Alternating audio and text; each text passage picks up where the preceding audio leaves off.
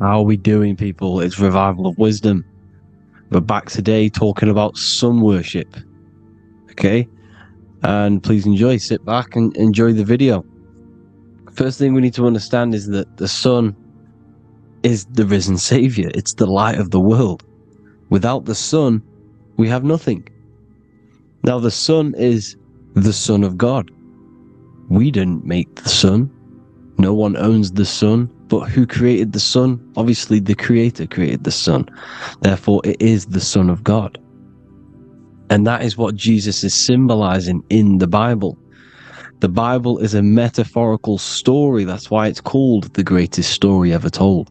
Because it is a story about the sun, the zodiac. It's about you, the systems in the body. It's about everything that is sacred in this creation. Now you can see the suns behind Jesus' head in all of the ancient portraits. Even the ones that are more modern, you still see a sun on the back of his head. Because he is the sun. He's the light of the world, our risen Savior. And this is what Christians are lost, because they don't realize it's a symbolic story and they think Jesus was a historical person. He's not a historical person. Okay? This is what we need to get out of our mind. This wasn't a historical person. It's the Son, our risen Savior. The Son is the soul. It's the soul of this creation. Because what is a soul? A soul is pure life force, pure energy. Whatever a soul inhabits, it gives life to. Like our soul feeds our body. The sun feeds the earth, because the sun is a soul, and that's why the ancients called it Sol. Because it's the soul, and it's in you, and it's the light of the world. It's the light of everything. It gives life to all things. Here's Jesus and his 12 disciples. The 12 disciples symbolize the 12 zodiac signs. Aries, it rules the head region, because the 12 zodiac constellations rule specific regions of your body. Aries, the ram, you have a cerebrum in your head. This is Aries on the head of the table. His Gemini rules the arms and the lungs. The two twins, Gemini. He's holding up two hands for the two hands and arms. The twins. Cancer has a knife in his hand. It's not so clear, but he has a knife in his hand. Cancer is the crab. Crabs have claws. And he's pointing at Virgo's Adam's apple, saying there's no Adam's apple there. It's a woman. Who's the sixth sign? The sixth sign is Virgo, the Virgin. The only woman in the painting. Now notice how there are 3 people in 4 groups. For the 4 seasons and for the 3 months and 3 zodiac signs in each season. Spring, summer, fall, winter. Matthew, Mark, Luke, and John with the suns on the back of their heads, because it's the 4 states of the sun. The 4 states of the sun. Now, 6th sign, Virgo, the Virgin, the only woman in the painting with no Adam's apple. Then we have the sun, Jesus, red and blue, red shift, blue shift. Electromagnetism. The ancients knew this. He's got one hand open, one hand down, because the sun gives and retrieves. The sun rises and it falls. It gives, then pulls away. That's what the sun does, and that's what he's doing. His arms are out, symbolizing the rays of the sun, casting down onto the earth, giving and then receiving. Libra, his 2 hands are equal. He's holding his arms out equally, because Libra is the 2 balanced scales. Libra is when the sun is balanced between the summer and the winter. It's being judged. The sun isn't balanced. That's what Libra is, the 2 scales. Capricorn is the goat. Goats have 2 horns, and you can see the 2 horns on his head here. See? So this is astrology. This what Leonardo da Vinci is depicting here. It's astrology. And he knew the story of the Bible is all astrology. It's all based on astrology. The Son of God, the real Son. Now here are some Bible verses. I am the light of the world. Obviously, that's the sun. What other light is there that lights up the world? The moon can't do it. It's the sun, the one and only Son, our risen Savior. Because if the sun didn't rise, we'd all be dead. So it's our risen Savior. And it dies for our sins every night and then gets reborn every day. Now Jesus calms the storm. Mark 4:35-41. The disciples are all on a boat and there's a heavy storm. But Jesus is asleep. The disciple says, Jesus is asleep. We need to awake him. They wake up Jesus, and Jesus got up and rebuked the wind and said to the waves, quiet, be still. Then the wind died down and it was completely calm.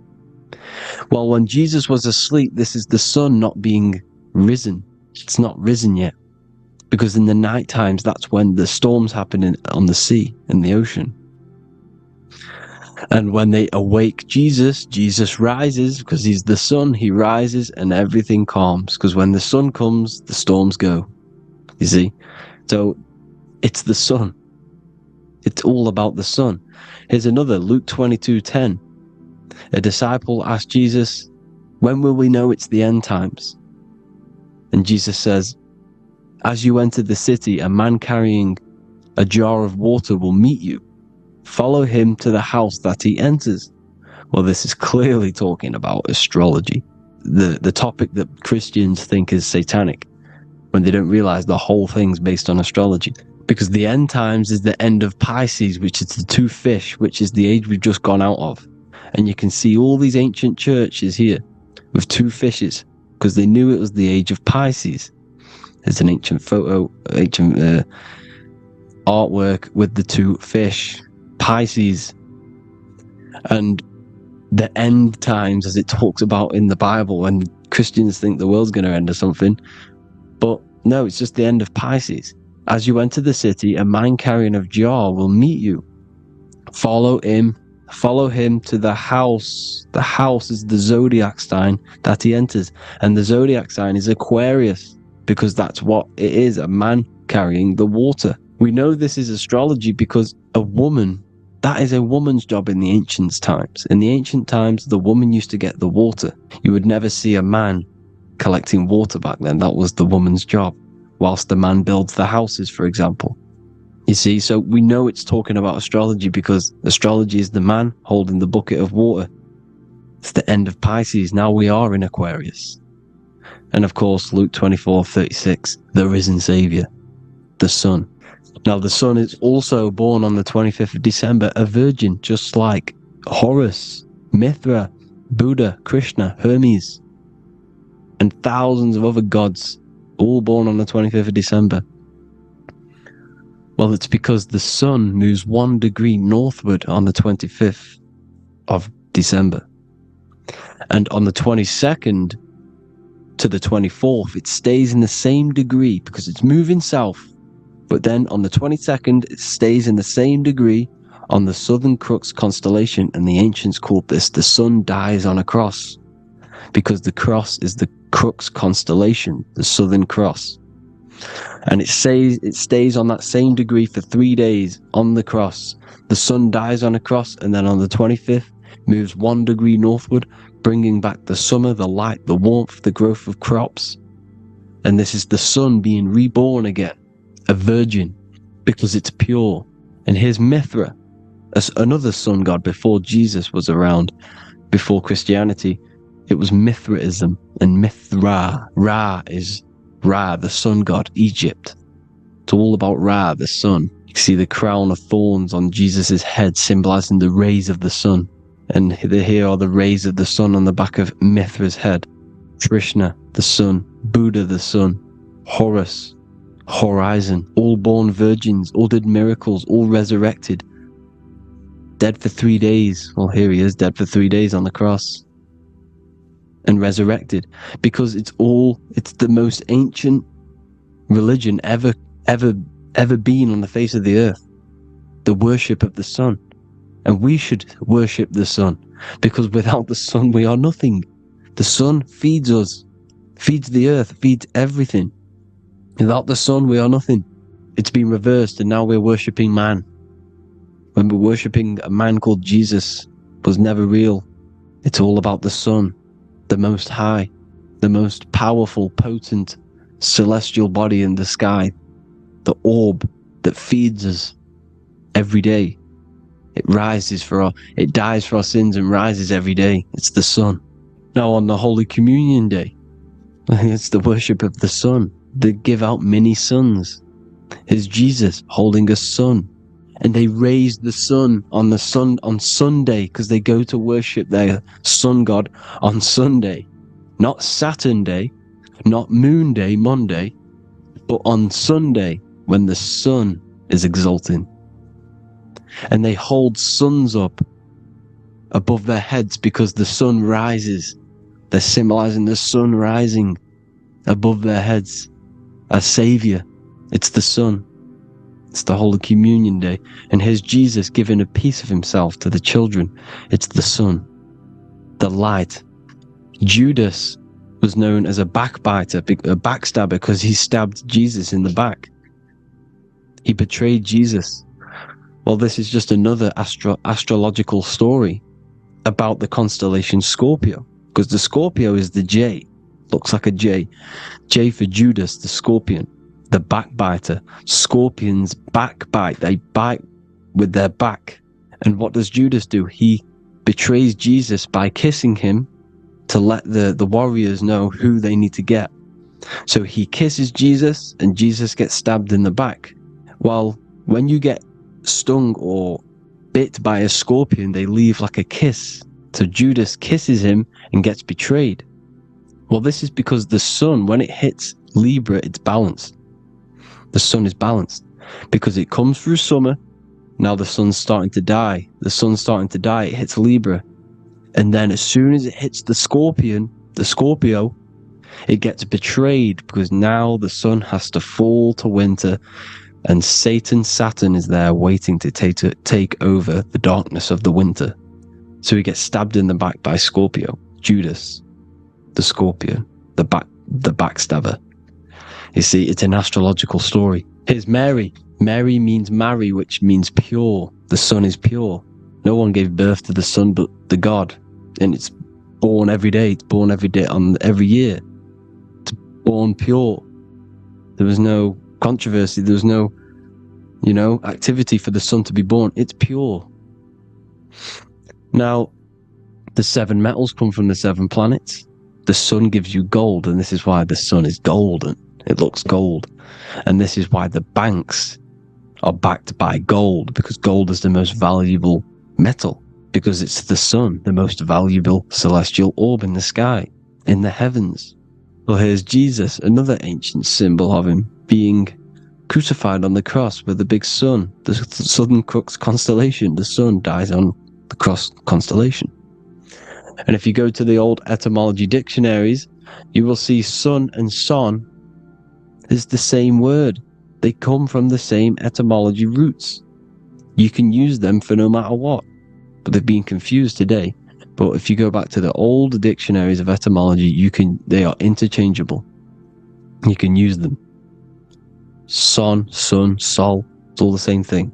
The 12 disciples, 12 brothers of Joseph, 12 tribes of Israel, 12 breastplates on the stones, because it's all the 12 astrological signs. They could have used any other number, but there's 12. Because 12 is the mind, which is God. 7 is the number of matter, which is man. 7 energy centers in the body. 12 cranial nerves in the brain, because it's the mind. 12 is the 12ness. The zodiac is literally the mind of God, the signs of God. Now here we see here, Job 38, 31 to 33. Can you lead forth a constellation in the season? He's asking you, can you read the sky? Can you read the heavens? Canst thou bring forth the Mazzaroth in its season? Mazzaroth means 12 signs, the zodiac. Why did they translated every single Hebrew word in the Bible into English, but they decided to leave out Mazzaroth? Why? It's because if that said zodiac, Christians would have a different view on the Bible, but they leave that out. But Mazzaroth actually means the 12 signs, the zodiac, and the stars means sign. The word stars means sign because the stars are signs, things to come, which is off. in Hebrew, which means sign, things to come. You see a sign on the road, it's something coming. But God is saying, no, what does he say? To qualify as a director, a judge of man's life on earth, one must be able to govern the heavenly bodies that rule the earth. It's telling you to read the heavens. We need to read the heavens. Astrology, the 12 zodiac signs, the mind of God. It's telling you, read the Mazzaroth, read the zodiac, because they are things to come in your life. They are signs. It's not satanic, it's made by God. God said, let there be lights in the firmament of the heavens to divide the day from the night, and let them be for signs. Signs are things to come. The 12 zodiac signs. It's all about astrology. Here's Mary holding the sun. His son, her son. It's the sun in the sky. The one and only, the most high. The soul, the solo because it's on its own. The most powerful, Ra, radiance. Here's the Pope holding the sun. All three popes holding the sun, because they're sun worshippers and they know the true meaning and origins behind Christianity. Sun worship. Here's the Vatican. The Vatican is a sundial. Yes, this is literally a clock. Your clock, your watch is a sundial. It's got 12 sections on it for the 12 zodiac signs. 12 hours, 12 Horuses. Now here you see Jesus walking on water. Well, it's the sun, and here's the beard of the sun. Here's the pyramid of the sun, the illuminated one, the all-seeing eye, the sun. Here's the Ankh. The sun creates these symbols. The ancients knew this. Now when you see these headdresses, these are actually the days of precession of the sun. Aries, Cancer, Libra. It's all about the sun. Here's some more sun worship going back to Egypt. Ra, Horus, Osiris, and Set. Jesus and Satan is Horus and Set. The sun and Saturn. Saturn rules the winter, Satan. Jesus, the sun, the light of the world, rules the summer, rules the day. Satan's the night, Saturn's the night, the sun is the day. The evil brother, Satan. Well, Horus comes, well, this is where we get the word hours from. There are 12 Horuses. The sun moves in 12 Horuses, 12 hours. Where's Horus? What hour is it? Where's Horus? His Ra, 12 noon, Ra, radiates, powerful, the most high sun. That's why he has a sun on the top of his head. These are the four states of the sun. Set, sunset. This is why we say sunset, because the sun is setting.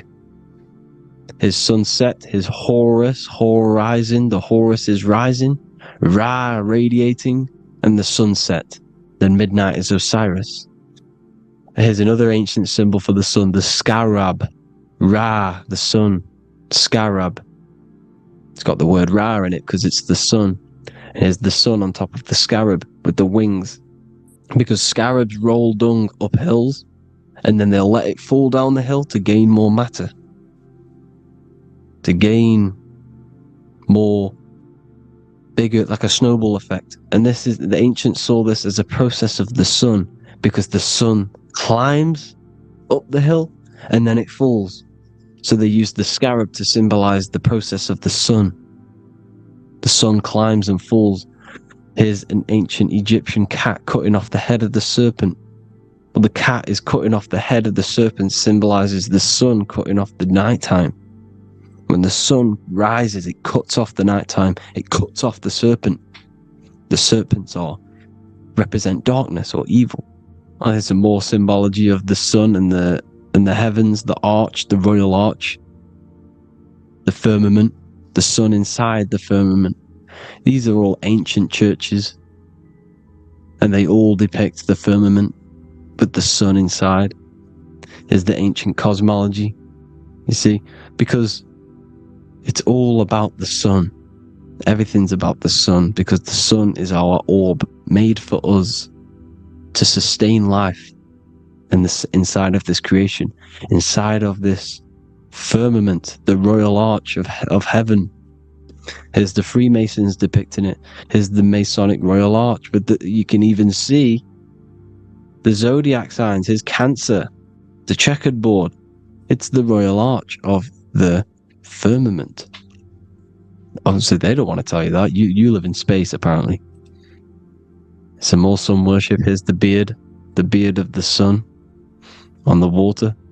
They all have this long beard. And why do they say amen? Amen at the end of every prayer. Amen is a sun god, a creator god. It's all about the sun. So thank you all, people. Hope you all enjoyed. Hope you all gained some knowledge and insight. Please give me a follow, drop a comment, drop a like. Have a good day. Love you all.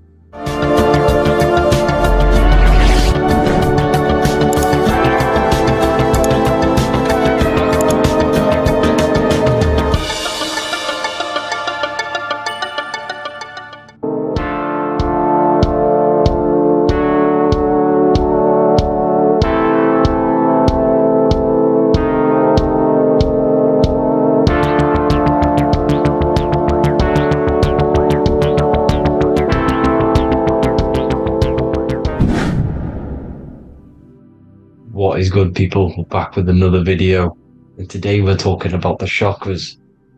Let's jump straight into this because I know there's been a lot of requests for this video. So let's jump straight into this. So you have 7 chakras, right? 7 chakras, and these chakras are feeding off your electromagnetic field, known as your aura. This is both positive and a negative pole, male and female, right?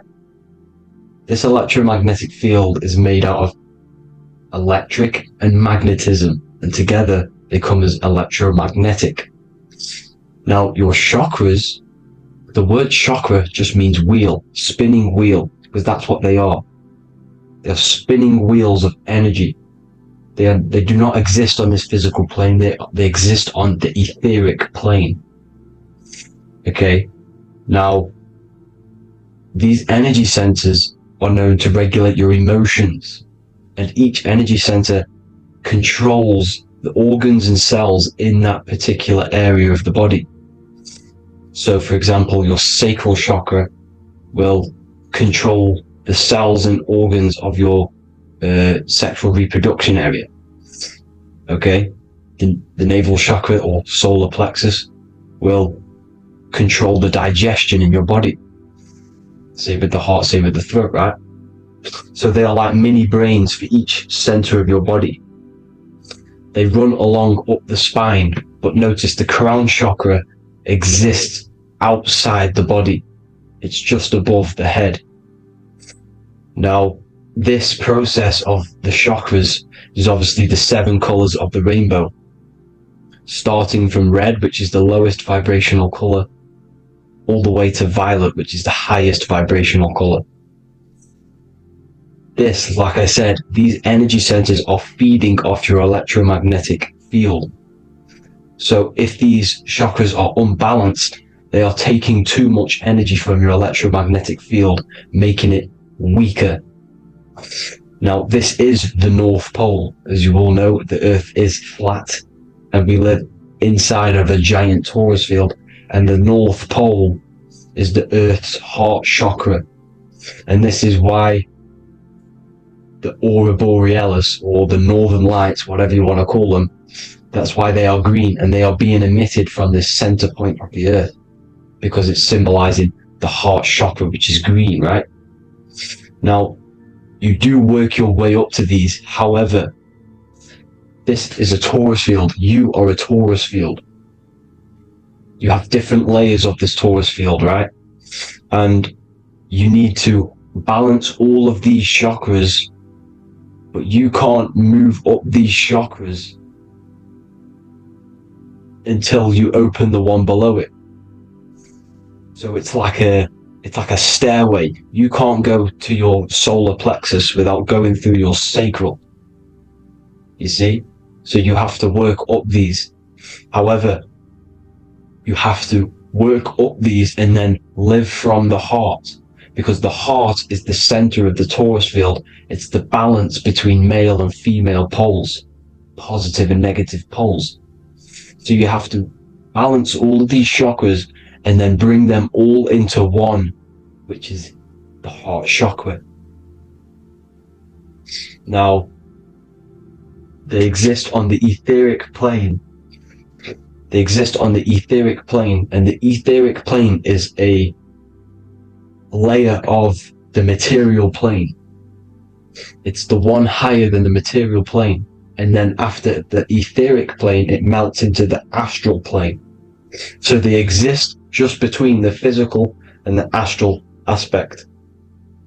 Now, this is the yin and yang matter, which is the lowest root chakra, physical matter, and then to spirit, because high vibrational matter turns into spirit, low vibrational spirit turns into matter. So they're interchangeable. This is the yin and yang.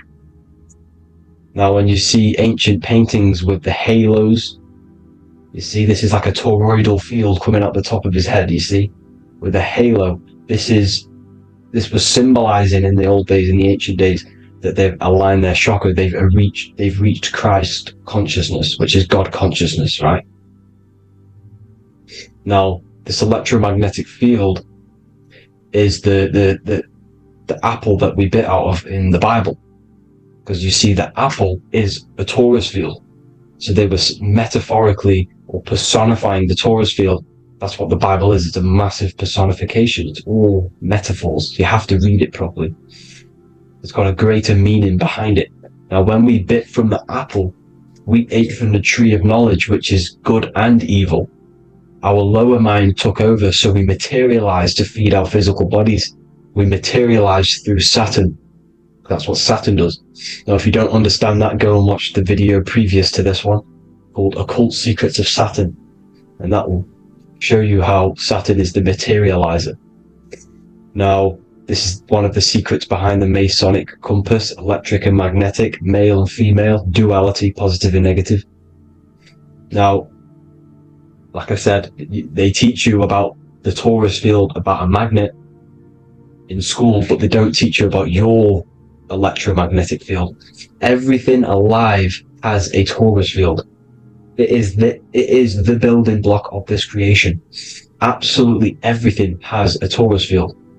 There's not one thing without it. And as you can see here at the center of the apple, that's where the seed is. That's where the life is. The reproduction of that organism.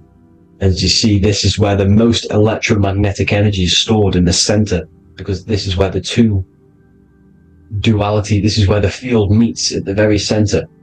This is why the seed is at the very center. Now, your spine is a elongation of the brain. The brain is heaven, and the bottom of the spine is hell. So this is Saturn, which is the root chakra. The 7 planets are associated with each chakra. Moon equals mind. Okay, now Saturn is physical matter, as I've just explained. This is the lowest vibrational color, and they want you trapped down here, which is your hell state, your animal nature, your physical nature. They want you to identify as the physical body. They don't want you to reach these higher states of consciousness. Okay? Now, in the brain, you have 12 convolutions. Now, this is what they were symbolizing in the Bible with the 12 disciples. And obviously in the Bible, it says the upper room where Jesus met with his disciples. This is heaven, the brain, the higher states of consciousness. Now, this is your North Pole. This is Jacob's ladder. Okay? This is why you have 33 levels of Freemasonry, because it's symbolizing the 33 vertebrae, which are these little things here on the back of your spine. Because once the Kundalini energy from the bottom of your spine rises to the top, this is when you get enlightenment and opens your third eye. Spiritual enlightenment. As you can see here, this is Jacob's ladder. This is the Kundalini symbol, right? And they're even showing you this in the medical symbol. They're putting it in your face. But the serpents are wrapped around the spine. Now the serpents symbolize how the energy moves around the spine, because it's a torus field, you see? At the center of the torus field, it wraps around the center pole. It wraps around it, and this is how the energy moves up. So they're symbolizing it with the serpents. Okay? Now, every religion has a sacred river. For the Egyptians, it's the River Nile. For Christianity, it's the Jordan River, right? This river is the canal, the energy canal at the center of your spine, all the way leading to heaven, to the Holy Land. This is the chamber which the energy rises up, right? Now, they used to say the gods descended from heaven to man. This is just heaven. This is the mind state. And they said the gods were connected by a rainbow bridge. That's the chakra system, the rainbow bridge. Okay, now the ancients called this place Midgard, Earth, where both evil and good live, right? Midgard. But you can go to heaven, which is a pure mind state, because once you're in heaven, nothing negative can ever bother you. That's completeness. Pure Christ consciousness. Now this is why Jesus dies at 33. He didn't actually die, but it's symbolizing the death of the physical body. Not the death of the physical body, but his consciousness rising above the physical body to, as I said here, matter to spirit. Matter died off and he came spirit consciousness. This is symbolized by the 33 vertebrae, which is obviously the 33 levels of Freemasonry. And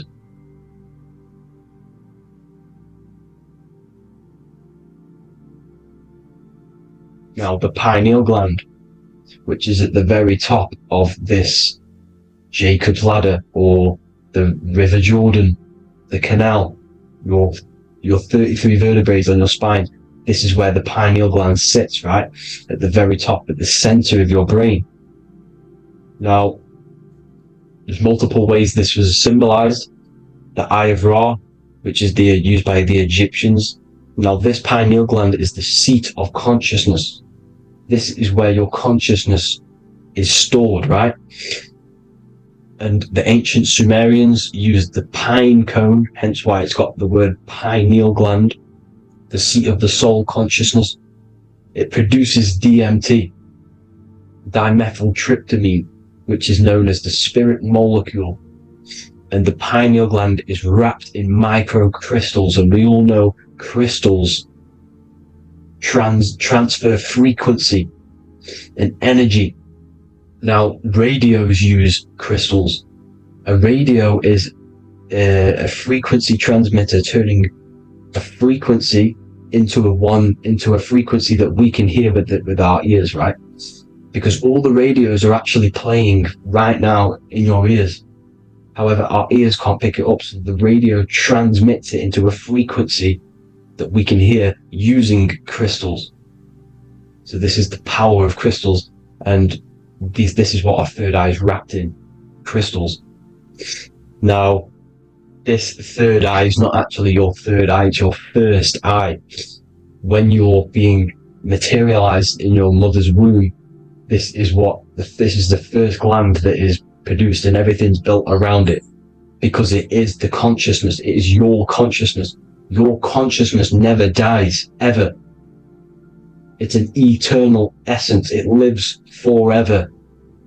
You never actually die. Only the mortal body dies. Now that's what we call life. Life is abided by time, and time is change. And change is what we call life, because everything's constantly moving and transforming into different things, right? Now let's not get off track. The pine cone is obviously, this is in the Vatican here. The pine cone is symbolized as the pineal gland, pine. And this is the opened pine cone. The opened pine cone means, or symbolizes, the awakened man, the awakened third eye. But the ones here, which the Sumerian gods are holding, these are shut pine cones, symbolizing the unawakened man. But let's not get confused, people. These gods were not gods. They are human beings just like you. They reached Christ consciousness. They are nothing more special than you. They just had the ability to reach Christ consciousness.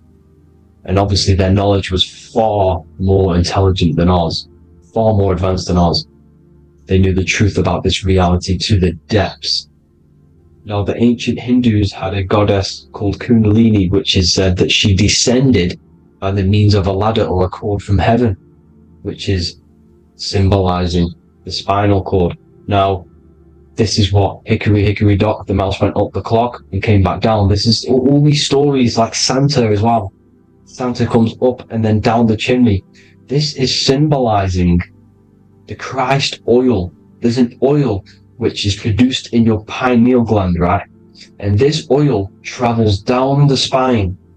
And once it's down on the spine, you must have to raise your consciousness, just like I said with the chakras. You have to raise your consciousness, raise your vibration to heat up this oil and turn it into a gas. And it travels back up the spine through like the serpents up the spine, and this awakens the third eye once it's coming back up the spine and hits the pineal gland. This is the secret behind Santa and hickory hickory dock, because Santa comes down and feeds the presents and goes back up the chimney, and he lives in the North Pole, the positive pole. This is the North Pole, people, and the presence is your sacred oil.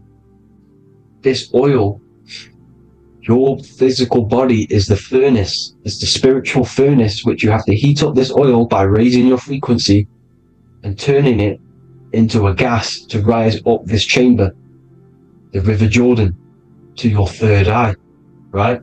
Now, this is an alchemical process. Your body is the alchemical furnace. It says in the Bible, if therefore thine eye be single, thy whole body shall be filled with light.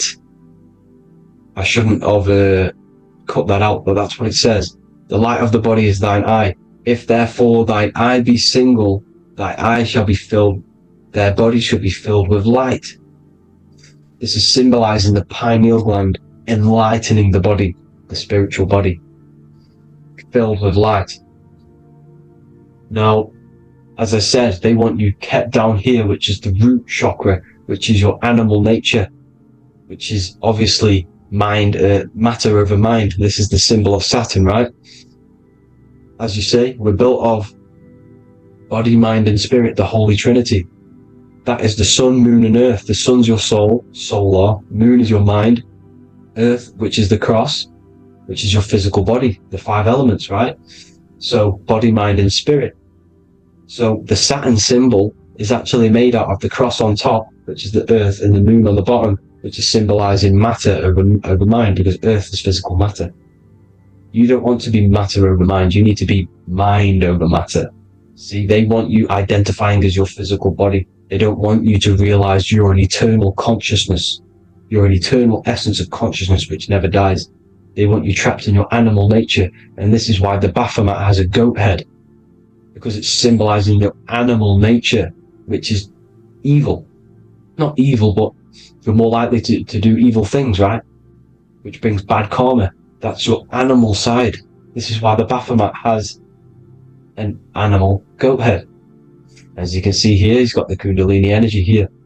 So when you see the inverted cross, the cross is your body, as you can see here. The inverted cross means your chakra's downwards, down here. Your head's down here. Your mind is down here. But your mind needs to be up here, which is the upwards cross, which is Christ consciousness. And as we all know, 7 colors of the rainbow, 7 planets, 7 chakras. Red light is low frequency and long range. This is why Saturn is the slowest moving celestial body. And it's the lowest chakra, because it's low frequency, long range. The moon being the crown chakra, which is high frequency. This is why the moon moves around the quickest. The moon is your crown chakra. which mirrored in mind. See, so there are multiple ways of your chakras becoming blocked. Now, each chakra has a specific intelligence. It has a specific thing that it's doing for the body, right? Now, this can be overused. It can be abused. For example, masturbation.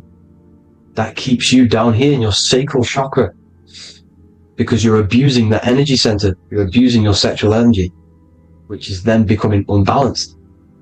So this is how energy, this is why these centers are pulling more energy out your electromagnetic field, because these centers are wheels. The chakras just mean spinning wheel of energy. So when you're abusing these certain centers, you're pulling energy out of your electromagnetic field, which is making your field weaker, which is making your frequency lower, which makes you prone to diseases, prone to lower negative energy, right? So you need to align these chakras. You need to unbalance them. And as you can see here, you can screenshot these to see how they're blocked. I'm not going to go over each one because it'll take me forever, but have a little read yourself. This is why they're blocked. Now, the ancients used to say Aum when they meditated. Now, these are the 7 vowels. There's not 5 vowels, there's actually 7. Now, when they say Aum, they're aligning all their chakras by saying this when meditated. This is where the Aum originated from. Now, emotion is energy in motion. So if you're feeling a certain way, that's the energy you've put in motion. It's a reflection. We live in a mirror reality. Everything's mirrored. Everything's mirrored. As within, so without, as above, so below. Everything's a reflection of some sort. So whatever you're feeling, you're doing something wrong. It's telling you you're doing something wrong from the root cause. Because your energies are the effect. You're feeling the effect of something you've caused. The law of cause and effect, nothing escapes it. Now, the Jehovah's Witness believe that exactly 144,000 faithful Christians go to heaven or be resurrected, right? This is not true. This is symbolic. 144,000 go to heaven. Now, the petals on the chakras, this is the root chakra, this is the crown chakra. Now, if you add up the first 5 chakras, the petals, add up the petals on the first 5 chakras, you get 48. And then you get to the third eye, which has 2 petals. 48 times 2 equals 96. 96 plus 48, which you got from here, equals 144. The last chakra has 1,000 petals. Times 144 times 1,000, you get 144,000. This is a frequency. This frequency is the frequency of the ascension up your chakras. This frequency is a high frequency which turns that oil into gas, which rises up the spine, activating your third eye. Right? So this is all the religions are all symbolic for this sacred secret of Christ consciousness. As it says in the Bible, the kingdom of God is within. It's not out there, people. You must look within yourself. You are God. You are a spark of His consciousness. Infinite consciousness, right? So 144,000 is a frequency, and you must achieve this. Like I said, these people in the past, they're not gods, people. These were just humans. Nothing special. They just reach Christ consciousness. Now, they keep you in these lower vibrational states with the food, right? And as you can see here, all of these fast food restaurants are mainly are red and yellow, which are these lower states, these lower 2 chakras, lower vibrational colors, because they want you trapped down here in matter. And these foods are so low vibrational, they will keep you down here, because your gut produces, I think it's like 80% of melatonin. Melatonin is your feel-good hormone. These foods will not make you feel good. This is very low vibrational. Meat. It's not meat, it's raw flesh.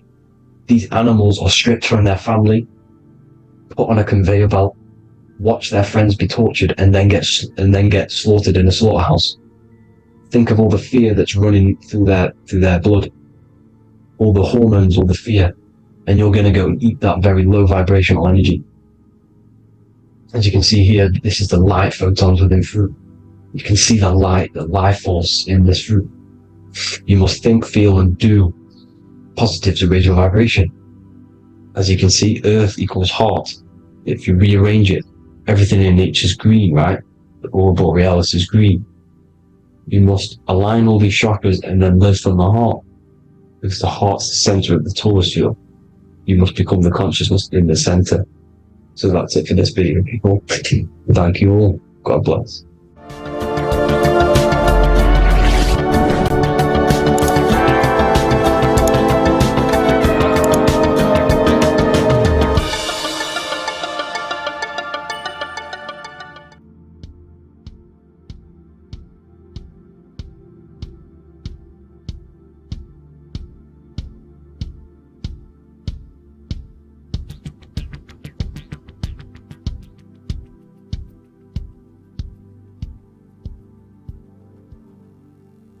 Welcome people, we're back with another video. I will now be keeping track of my YouTube and trying to upload every week. In this video we'll be talking about the chakras. The chakras are the 7 attributes of God, and they are the 7 planets. These are literally vortex portals within us that connect us to these vices and characteristics of God. Each one of these energy centers are a spinning wheel of energy which controls the cells and organs in that particular area of the body. For example, it's literally a mini brain for that area of the body. Each chakra has a vice which you need to turn to a virtue in order to climb up through the system. They work like a stairway system. You have to go through each chakra in order to unlock the one above. This process is turning matter into spirit as you descended from spirit to matter. Saturn is Satan, that's why it's the lowest chakra, and that's why the devil is red, because red is the lowest vibrational color. When you are in these lower states of consciousness, you are in your animal nature. This is your physical side of your nature, and you are mainly being driven by your animal instincts, or your ego. Moving back to your higher self or your spirit self is not an easy process, it takes a while. However, with discipline, consistency, and motivation, you can achieve this, and this is what the ancients called Christ consciousness. Once you have achieved this, it is basically a state of mastery of the mind. You no longer lust for the lower animal nature things. Now, let's start with the root chakra. This is located at the base of your spine, and you can feel this chakra by tensing your anus. This energy center is in control of your survival needs, your vitality, stability, and security. Now, if this chakra is unbalanced, you will feel insecure, fear, anxiety, unstable, low self-esteem, anemia, over or underweight, and constipation. In order to balance this chakra, you need to feel grounded, embodied, stable, calm, centered, a sense of safety, and trust in yourself and the world around you. The next chakra is the sacral chakra, which is located around the belly button area. You can feel this chakra just by sucking in your belly. This chakra is to do with relationships, self-worth, creativity, empathy, and most importantly, sexuality. This is the most important one in order to start to raise your vibration overall, is giving up the over-sexualized nature. In order to balance this chakra, you need to come into harmony with all the toxic relationships that you have. Get rid of the fear, the anxiety, the isolation, and 100% get rid of the over-sexualized nature. Lust is one of the most lowest vibrations you could possibly feel. It is literally manifesting hell. In order to work on this chakra, you need to feel self-worth. You need to do creative things, empathy, healthy relationships, and 100% being confident.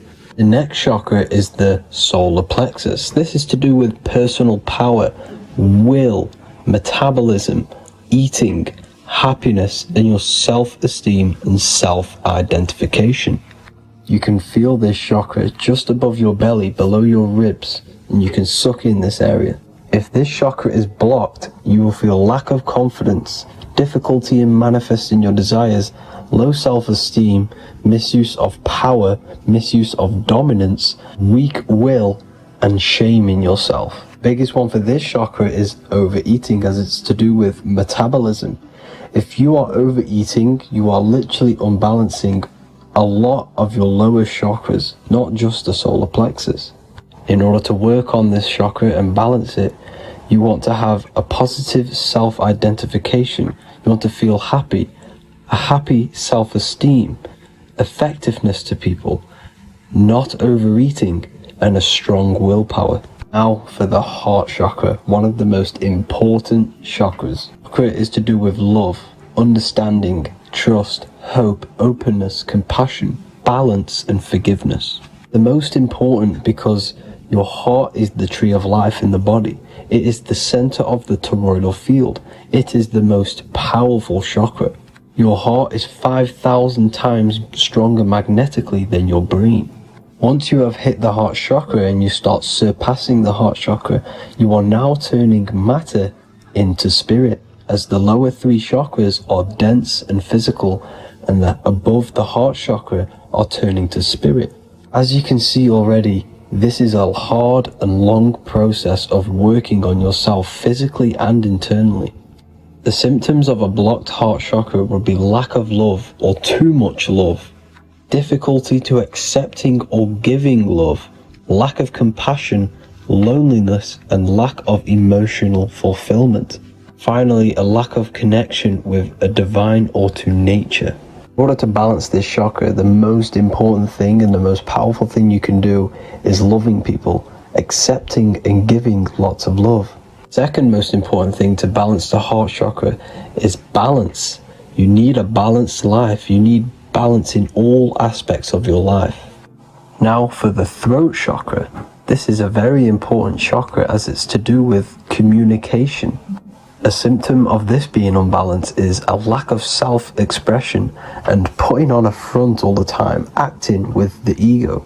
In order to balance this chakra, you need to constantly self-express yourself. You can't be putting on a front. That voice inside your head, you have to let it come outward. Don't just block it off with a wall. Self-expression will lead to you gaining friends who actually like you for being you, and not these fake friends that you have to put on an ego for. In order to balance this chakra, you need to express yourself, express the word that's within you. Don't be lying to people, don't deceive or be deceptive. The next chakra is the third eye chakra. This is starting to get very advanced and you are coming very close to spirit. Just before we head on, I want to announce the PDF is now available, containing all the presentations I've ever made, all into a condensed 38-page PDF. The link will be below this video for you to access. And if you want to learn how to create reality using your mind, how to attract your desires, how to get out of the situation you are in, the link will also be there for the Manifestation Mastery course. Now for the third eye chakra. The third eye chakra controls the pineal gland, which is your first eye. It's to do with your psychic abilities, channeling, telepathy, astral travel, visions, and connection to the higher self. You need all of the chakras aligned to get the full potential out of your third eye or pineal gland chakra. For example, if you're astral traveling and you fear something, you will be instantly shot back to your body. So you need to master all of the chakras before you go on and try and do these higher spiritual activities. Symptoms of the third eye chakra being blocked is lack of imagination, lack of vision, lack of concentration, blocked or clouded intuition, can't see the big picture, and especially overly reliant on logic and intellectual thinking. A good way to work on this chakra is imagining things, vision things, trust your intuition at all times, always follow that inner voice. Cut out the tap water which contains fluoride. Fluoride blocks the pineal gland. and cut out all junk food, because all of this is affecting your pineal gland. When in meditation, you want to focus your eyes and your attention to the center of your head between the two eyebrows. This is where the pineal gland is located. This will help and awaken the pineal gland over time when you keep doing these meditations. Finally, for the crown chakra, this is to do with universal consciousness, all-knowing, enlightenment, cosmic connections, the God source. This chakra is blocked by being cut off from spirituality, plagued by the senses, being tricked into the five senses and being tricked into thinking you are the body. In order to work on this chakra, you need to feel grounded. You need to know yourself, your real self, the voice within you. Have common sense, have specific decisions that you're making, be very direct. Now we've got out of the way all of the chakras, I can now introduce methods and meditations which will help you unblock them spiritually. When meditating, you want to get into the present moment in a nice, comfortable position. Bring yourself to the present moment by saying, I am here right now, nothing else matters. Keep repeating this over and over with your eyes open or closed. After a couple minutes of bringing your attention to the present moment, you can now start to breathe in through the nose deeply and breathe out through the mouth slower than you breathed in. Place your attention on the chakra that you want to balance. Think of a high vibrational emotion like love, and think of this while placing your attention on that chakra. You can do this exercise every day for 10 to 20 to 30 minutes. The longer the better. Another practice you can do is by chanting the Bijis for each chakra. They are here starting from the root chakra all the way to the crown chakra. Or you can chant the 7 vowels. There are not 5, there are actually 7. A, I, A, O, U, M. A, I, O. This is the proper way of pronouncing the 7 vowels. These are so powerful because these are the only things that exist. It is literally the sound of God. By pronouncing them right, you can actually create a lot of power within you and align your chakras. That's it for this video, people. I'd appreciate a comment and a like to help the algorithm. I appreciate you all. Love and light.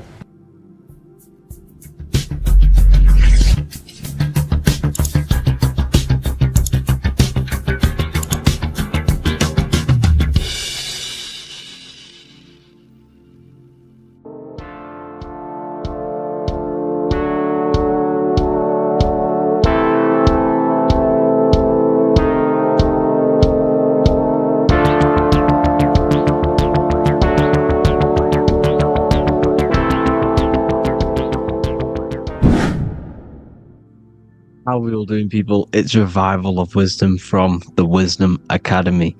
Today we're going to be breaking down God, consciousness, and the higher and the lower self, and how to overcome the lower self. Now, the first thing you need to understand is that you are the invisible intelligence within the brain, within the body. This invisible intelligence is known as the mind. But you are not the mind, you are the observer of the mind, which is the soul, the invisible entity. The mind is your intellect, your intelligence. Now, the mind is, it's hard to put this in words, but the mind is something that gives you the ability to explore the universe. And this inner self is the I am. It's the quiet, the inner self, the voice you see in you hear in your head. This is why within spells high twin, inside, internal. The I is also the number 1, which is one line. Because the one and only, is the inner self, which is the I am. This is why you say, my name is Harry. You are not Harry, you are the I, the inner self, the intelligence. Okay, this is why Jesus in French is I am. You look with the two eyes and you see with the inner eye. Eye and eye, the same thing. Okay? Because the eye inside is what gives you the perception of what you're looking at. So when someone's trying to explain something and then you catch on saying, I see now, it's because you're seeing with your inner eye, the one that gives you perception, gives you intelligence, gives you the ability to understand things. This is the internal eye, the invisible self, which the physical body is nowhere near as complicated as this inner self. It's in infinite potential. God, G-O-D, generator, operator, destroyer, soul, mind, and body. Brahma, Vishnu, Shiva, the Father, the Holy Spirit, and the Son. They're all... the reason why you see God is always a triad is because it represents yourself. Your invisible intelligence is God. Me and you are the same invisible intelligence. We are the invisible intelligence experiencing the program being run by the central nervous system and the brain. I always say this in my videos, but I have to, in order for you to understand the things that I'm going to say later on in the video, you need to understand this concept, is that you are the consciousness experiencing the nervous system, the tree of knowledge of good and evil, which is you here. You would be in this invisible intelligence right here in the center of the brain. Now, this is why the ancient Christians show God is in the brain. This is the brain stem. This is the brain. This is also the brain stem and the brain. The brain stem and the brain. It's all depictions of the brain, because the brain's the computer, the electromagnetic computer, which decodes the demands created by the invisible intelligence, the I, the inner self, you, your true self. The person if you observe what someone moving, this is going to sound, but if you observe someone walking, it's not the body. The body is moving, but the thing telling it to move is the invisible intelligence. Before you kick a football, a decision is made within your invisible intelligence, your mind. And this consciousness, this invisible intelligence, is either stuck between the lower self and the higher self. Okay? When the invisible intelligence, meaning the true self, identifies itself with the physical body, it will trap its mind within physicality. This consciousness that we have is either operating in the lower self or the higher self. It's either feeding the material body or it's feeding the spirit. Okay? But because we are physical and spiritual, we need to be even. We don't want to be meditating all day long, because we do have a physical body as well whilst we are here. We are playing a game in physical matter. Okay? Now, the reason that you incarnated here is to learn a lesson, because the mind can manifest anything it wants within the astral planes, within the world of imagination. It can manifest anything it likes, but it incarnates into matter, into this game, so we can understand labor, because anything in matter you have to labor to manifest. But in the astral, you can manifest at the click of a finger. You come here to learn the knowledge of good and evil.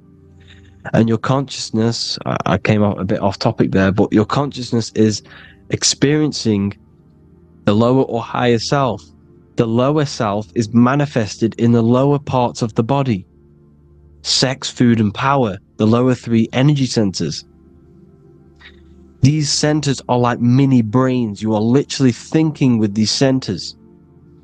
And when your mind is stuck within these lower centers, you'll think, have you ever heard the term of thinking with your penis, or thinking with your, you know what, as a man?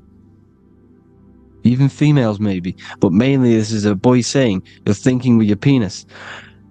This is a truth. It's truth in plain sight. You think with these energy centers.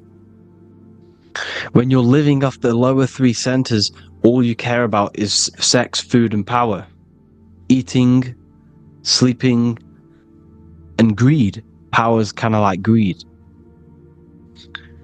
Now, when we move up to the higher parts of the body, when we live our life within the higher parts of the body, this is considered heaven.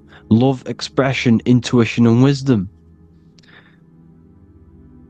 This is what we need to be aiming to do, moving out of the lower half of the body and living our life within the higher self, the higher parts of the body, thinking with the higher energy centers, thinking with love, expression, intuition, and wisdom, spreading love, expression, intuition, and wisdom to others. Heaven is even. This is why Jesus is pointing at the heart chakra, always pointing at the heart. Earth rearranged his heart, because in earth you're manifested as a physical being. You're in the heart, good and bad. You need to be balanced between the good and bad.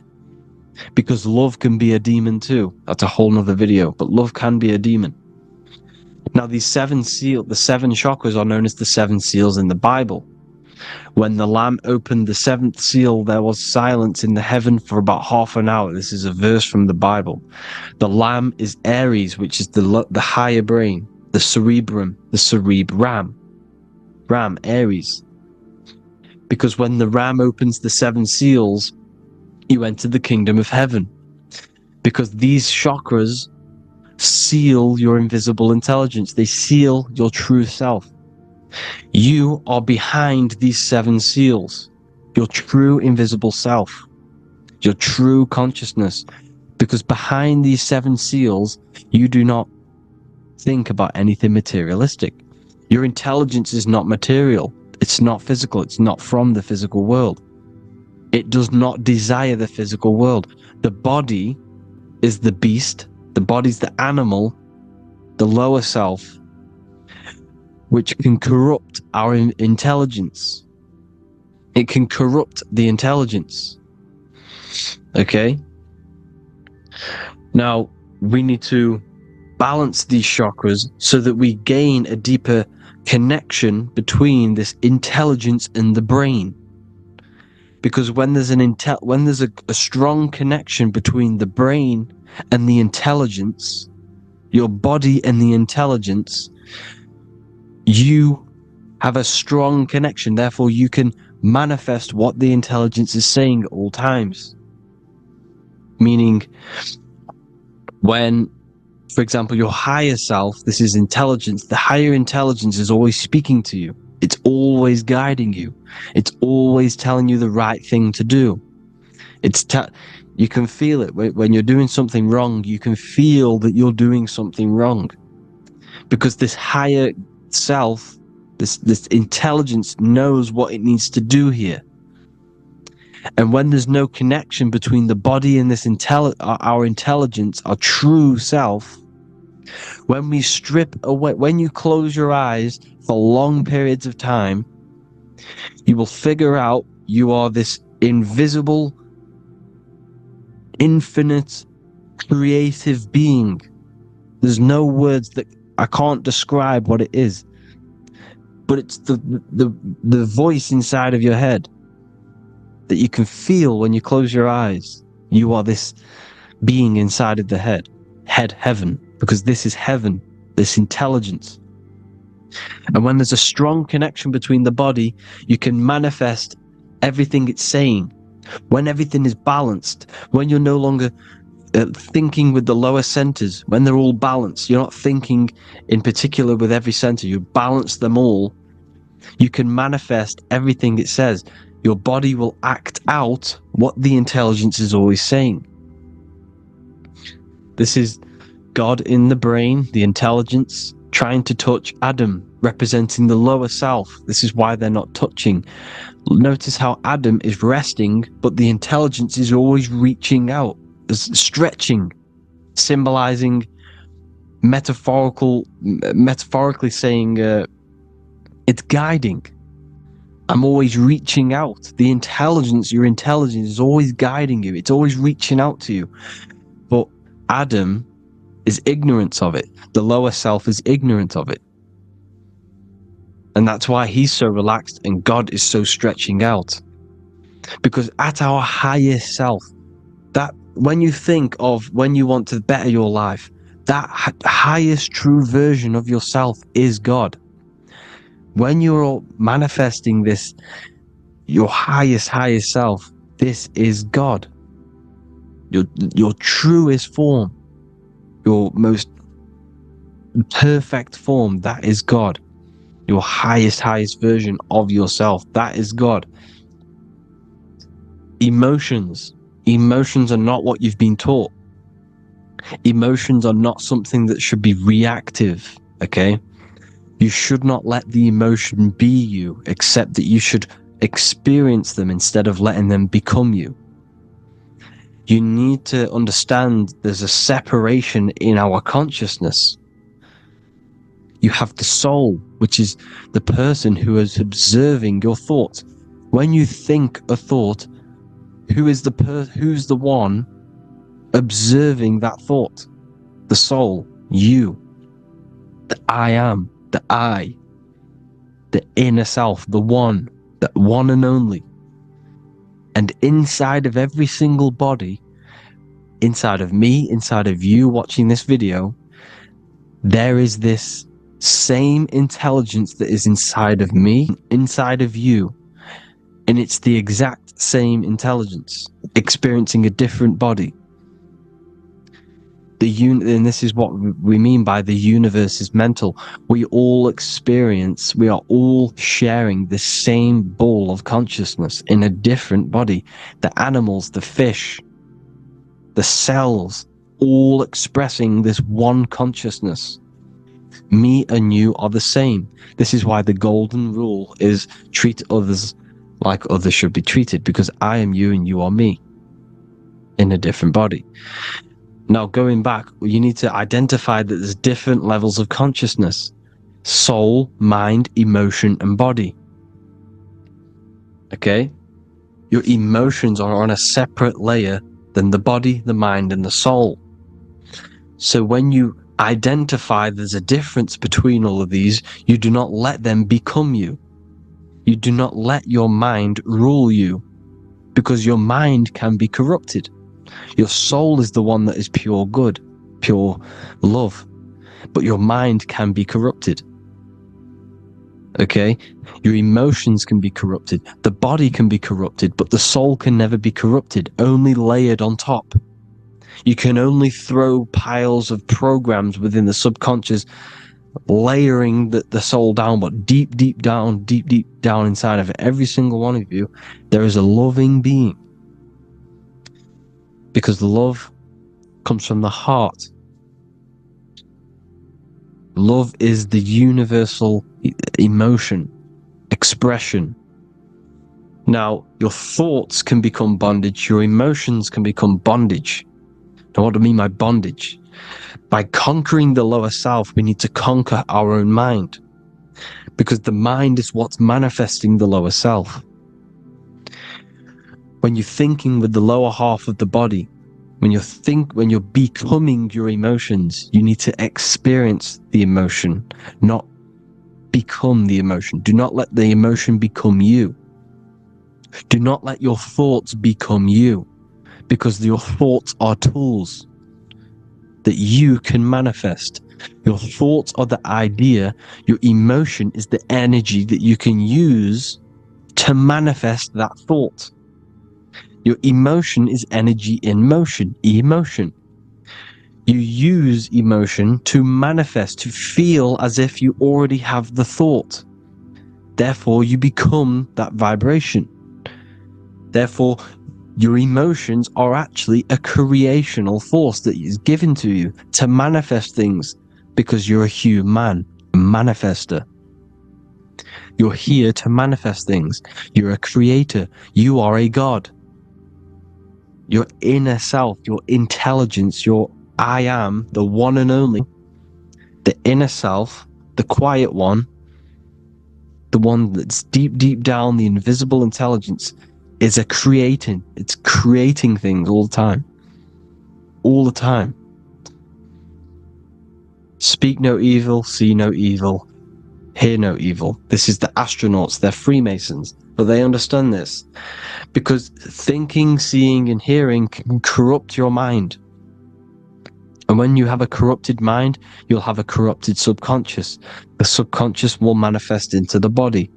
Because 90% of your behavior comes from the subconscious mind. So you got to speak, see, and hear no evil. But sin, what is a sin? To overcome our lower self, to overcome our lower self, the 7 deadly sins are not something that goes against an external God. A sin is something that goes against your inner guide, your inner conscience, the inner self that's always speaking to you. It's always telling you the right thing to do. A sin is something that goes against this inner guide. And this is why you can feel something where you can feel you're doing something wrong, because the inner guide is speaking constantly. And when you commit these 7 deadly sins, which are 7 internal states which keep your invisible intelligence bound to your physical body. Because evil, right? Evil love bondage. This is why they stay in this realm and they control this realm, because they love the bondage of the body. They like matter. They want to stay in matter for eternal life. They don't want to ascend back into the heavenly realms where you do not have a physical body. You can explore the universe within the astral planes. They stay bounded to the body, bounded to the 3D construct of the physical world. They have greed, lust, envy, gluttony, wrath, sloth, pride. They want all of this.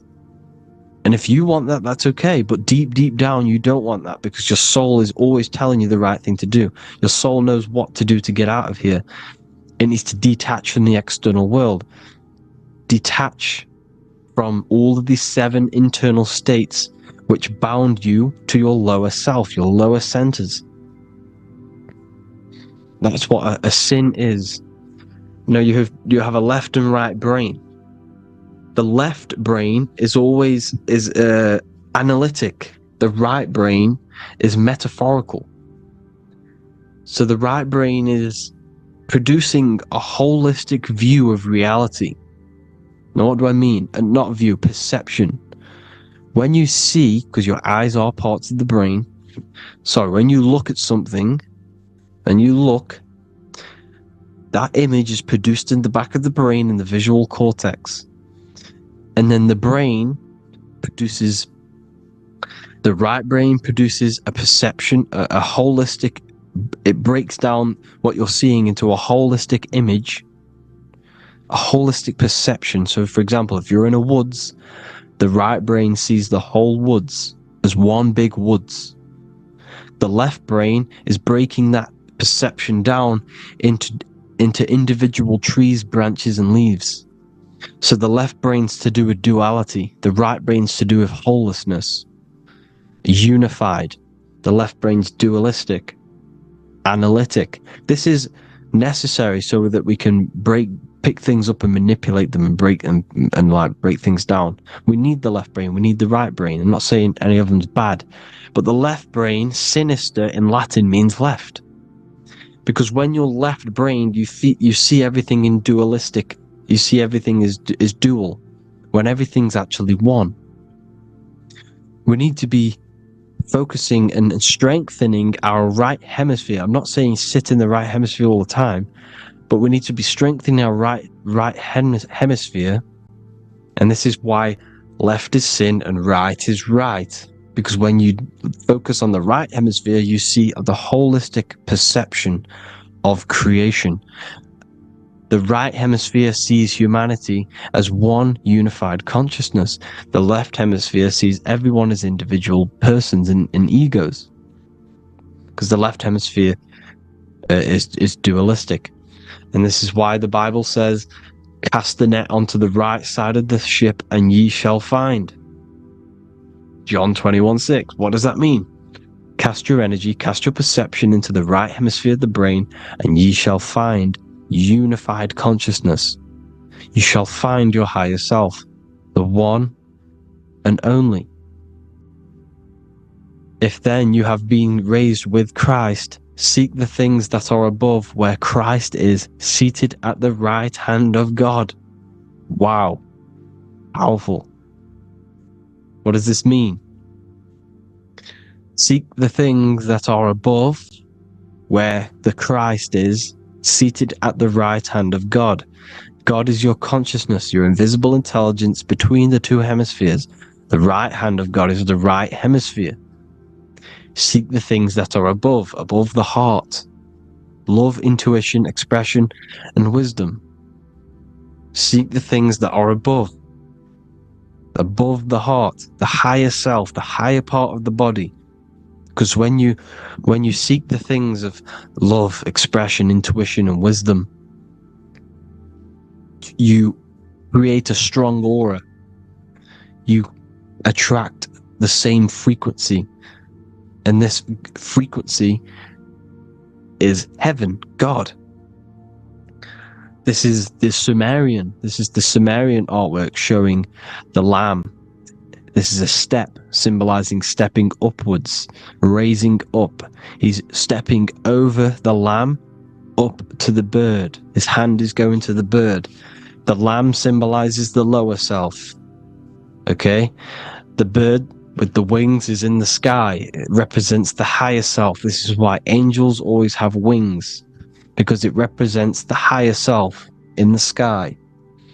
The lamb is a ground animal, symbolizing the lower self. He's stepping over the lamb to the bird, his higher self, his invisible intelligence. Horus and Set, Jesus and Satan. Look, Horus has an evil brother, Set, just like Jesus and Satan. Horus is a bird, higher self. Set is a ground animal, lower self, which is the devil and the angel on your shoulder. You see? The right and the left hemisphere.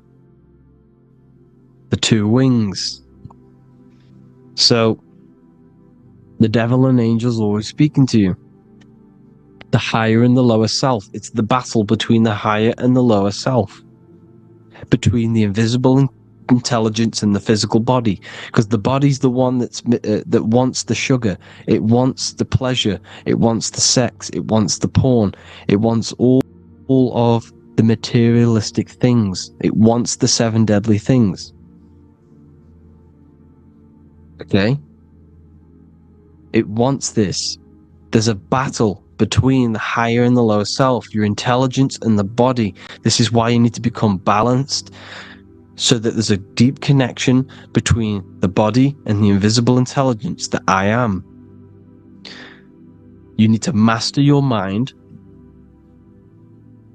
with discipline, and you gain a connection between the brain, the body and the intelligence. Resurrection, transmuting sexual energy. Okay, this is important. Res is Resh, which is Hebrew. The early Hebrew Resh symbol is the head. This is the head. Resh, erection. Erection is a sexual stimulation. Resurrection is rise erection. You got to raise your sexual energy up the base from the spine to the head. This is the Christ, the Christos. There's a psychophysical germ, psychophysical oil produced in the brain every month. Go and watch my other video on raising the chrism. Okay? And every month there's this fluid produced in the brain, which takes 2 trips, because one's produced by the pituitary, one's produced by the pineal, magnetic female, magnetic and electric charge. And it takes 2 trips down the spine to the solar plexus, the bread of life in the Bible, or Bethlehem in the Bible, because the River Jordan's your spine. Goes down to Bethlehem. It gets born in Bethlehem, just like Jesus. because when this oil travels to the solar plexus, it creates the seed of life, and it feeds the body, all the central nervous system, all the cells. It regulates the blood, does all sorts of good things for the body, this oil. Now when you save your sexual energy and you raise your resurrection, you awake the Christ, you raise it from the solar plexus or the sacrum bone up to the brain, you activate 100% of the brain, and this is the true resurrection of Christ. Instead of wasting the energy and giving away your sexual fluids, because behind the fluids is the energy. So when you release that fluid, the energy is out there. You've released the energy. Your sexual energy is the most potent emotional force a human could possibly feel. Same with any animal or anything. The sexual urge, the sexual emotion is the most powerful, potent emotion that you can feel. It takes over the whole body. When you feel sexually aroused, it takes over everything because it's so potent. And when you fight the serpent, when you fight the sexual energy, which is shown here in the Egyptians, the cat cutting off the head of the serpent, or Hercules fighting the serpent, or in the Greek mythology fighting the seven-headed dragon, the seven chakras.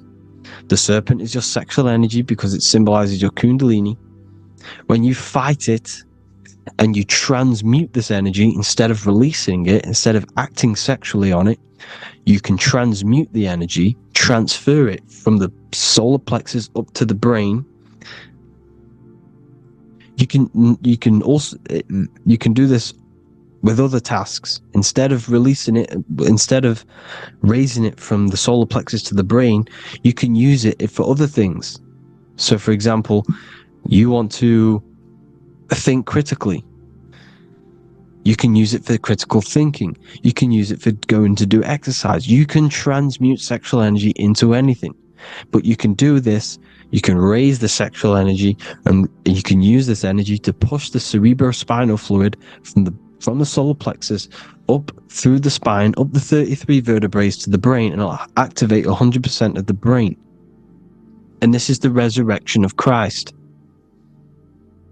Jesus was never dead. Jesus was never rose from the dead. It symbolizes the Christ, Jesus Christ. Christ is Christos, which means oil in Greek. The resurrection of the Christ, the Christos, the oil. When it activates 100% of the brain when it's raised, and it can regulate all the systems, it can regulate all the blood, it can regenerate the body. And this is the true Antichrist. They don't want us doing this process. The Antichrist is not against Jesus, it's against the fluid in our body that makes us live hundreds and hundreds of years and makes us live as gods. This is the true resurrection. And when you fight the serpent, you fight your sexual urges, your sexual emotion, the most strong emotion that you could ever feel.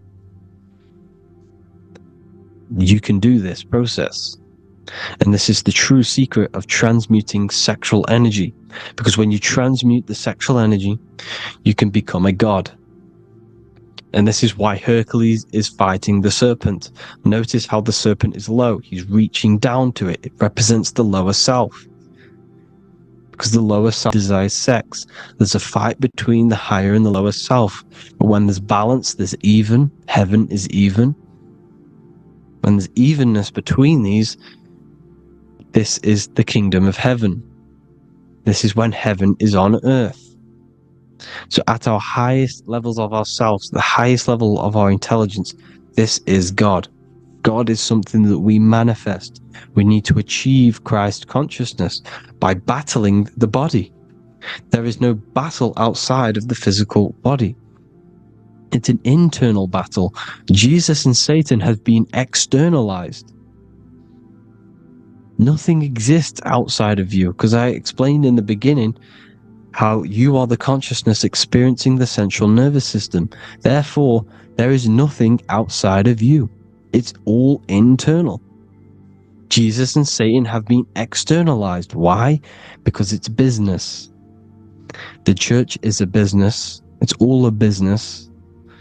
They've created these figures to be historical when they're not historical. The Bible's not historical. It's all externalized. It's called exoteric, when the truth is esoteric, internal teachings. So anyways, people, balance the chakras, balance the two hemispheres of the brain, balance the conscious and the subconscious. Balance is perfect, the yin and yang. You are spiritual and physical. You live in day and night. You need to be balanced. Oneness. Seek oneness. And this is the true kingdom of heaven. And when we all realize that we are all the same intelligence, the same consciousness expressed in different bodies, when we all realize this, we all realize we're all one. Doesn't matter what race you are.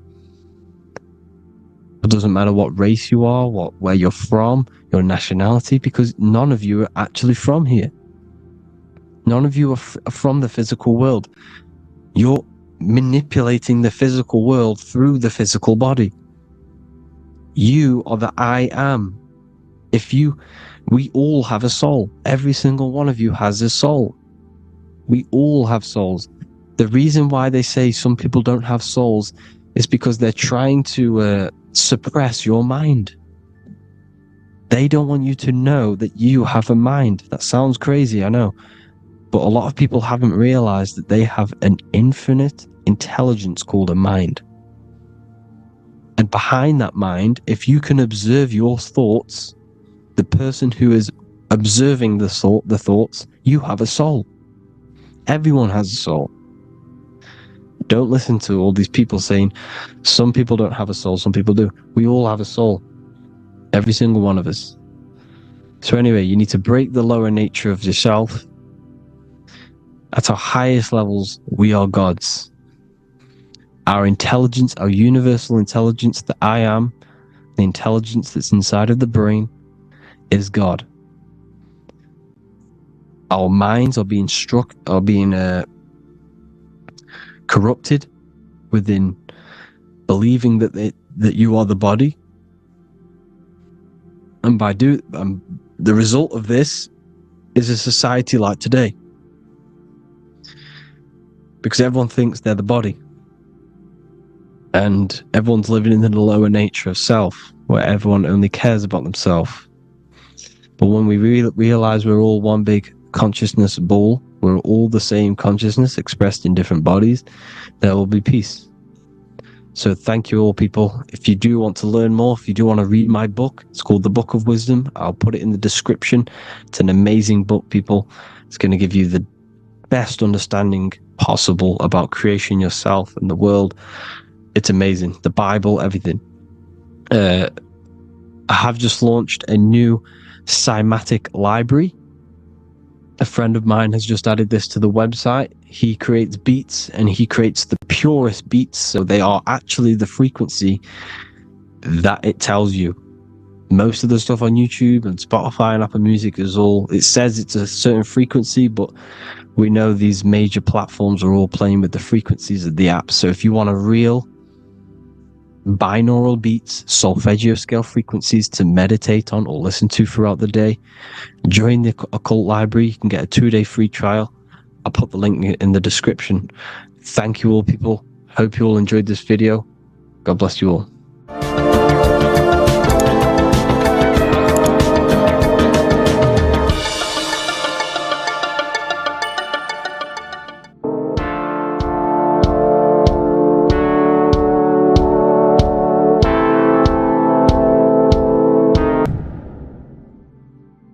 What is good, people? We're back with another video, and this is going to be talking about the connection between the micro and the macro. You know, you are the universe, everything is inside of you. So the first thing you need to understand is that the law of mentalism, we are a thought in the creator's mind, everything's being thought into existence. We have a spark of this mind, this same mind of the creator, and everything is a state of mind. Particles or atoms, whatever you want to call them, are a mental thing. They're a product of the mind. Everything's thought into existence. Thoughts influence everything. Thoughts are energetic effects which send out waves into the quantum field around you. And your consciousness is actually the universe experiencing itself, expressing itself, and viewing itself. So we are the creator, but viewing itself in separate bodies. And this is why they call the material world the world of illusions, because everything's separate here, but we all forget that we're not all one. We've all been brainwashed to think we're all separate, but we're all one. We're all the same mind, the same consciousness, everything. So everything's created out of toroidal fields. God created the toroidal field. That's the only thing that exists, because atoms are toroidal fields, and it's the basis behind all creation. As you can see it in the owl's eyes, it creates the infinity symbol. And this is the apple. The apple is a toroidal field, and the toroidal field is made out of dielectricity, which is ether. Ether is black light, and this is counter space. This is another realm. This is what creates God to be omnipresent, to be everywhere at one place at all times. He is everywhere because ether is everywhere. Ether is infinite potential. It connects everything together, and that's what energy moves through. It moves through the ether, and that's black light. Everything is light, as it says in John 4:2. God is light. Everything's a vibrational state of light. So the torus field is made out of dielectricity, ether, black light, magnetism, which is white light, which is the center of the toroidal field. And magnetism radiates, it has no vibration. And then when white light splits, it turns into electricity, which is physical material, and that has a vibration. This is the Holy Trinity: the sun, the moon, Saturn. Saturn, the god of materialism. If you've watched my videos on Saturn, you know that Saturn is crystallizing everything into physical matter. And that's why his old name was El. The ancients called him El. And this is why we get L electricity. This is where L electricity comes from, because L electricity is only a product of the physical world, which is redshift, blueshift, Adam and Eve. And this is what creates the redshift, blueshift is a product of magnetism. When magnetism, white light splits, and this gives us vibration. And this what creates the toroidal field, which is the basis of all physical creation. The sine wave is created out of the magnetic wave and the electric wave. The electric wave is the blue wave, and the magnetic wave is the straight wave, which is radiation. This is vibration, frequency. So the magnetic wave is straight, and then you have longitude and amplitude, which is depth, which is dimension. You see how the electric wave has depth and dimension. This is why you get the cross. This is the cross of Earth. This is the symbol of Earth, of bondage, of physical matter, because it consists of magnetic wave and depth, which is electric wave. And this is where you get the sun cross or the earth cross, whatever you want to call it. It's the cross of physical matter, and the ancients knew this. This is why they used that symbol. Redshift, blueshift, which is the toroidal field, is the basis of all creation, physical creation. And this is why you have the police siren is red and blue. The Matrix movie, red pill, blue pill. You have red blood and blue blood in your body. The Democrat and Republic, the two parties, red and blue. Like your taps, on your taps, you have a red and blue tap. One's generative, one's destruction. Fire, destruction, water, generative. So this is the basis of all things. And electric wave has dimension, like I've already said, depth, material, and it's measured in hertz. It's measured in hertz because it hurts you, it decays, because the electric wave has a vibration, and vibration always has to go back to a standstill point. This wave cannot go forever, but the magnetic wave will go forever. It's radiation. Magnetic is radiation. It radiates forever, it pulses, but the electric wave will at some point come back to a standstill point, and that's why it hurts, it decays. That's why our physical body decays, because we contain of electricity. This body is an electric body, and it will return back to stillness like a guitar string. If you vibrate a guitar string, you pull it, it will vibrate, make a sound, and then go back to a standstill point. It's the exact same with every single toroidal field within the body. It will decay, and this is why our bodies decay, and everything in creation decays. So we're born into sin. The sin of Eve. The sin of Eve is us biting into the tree of knowledge of good and evil, which is the systems in the body. And the sin of Eve is biting into the sine wave. We bit into the sine wave. The sun moves in a sine wave. Our DNA is a sine wave. Time is a sine wave. Everything in this creation is a sine wave. This is why the dollar bill is a sine wave. Magnetism and electricity and electric waves in one. And this is the sun doing its sine wave, which creates, when you go bowling, it kind of creates that pin that you hit over. That's the pin of the sun. The zodiac sign is a sine wave because the zodiac sign is an expression of the toroidal field. Because magnetism unfolds into 12ness. And that's why you have 12 zodiac signs, 12 systems in your body, 12 cranial nerves in your head, in your brain.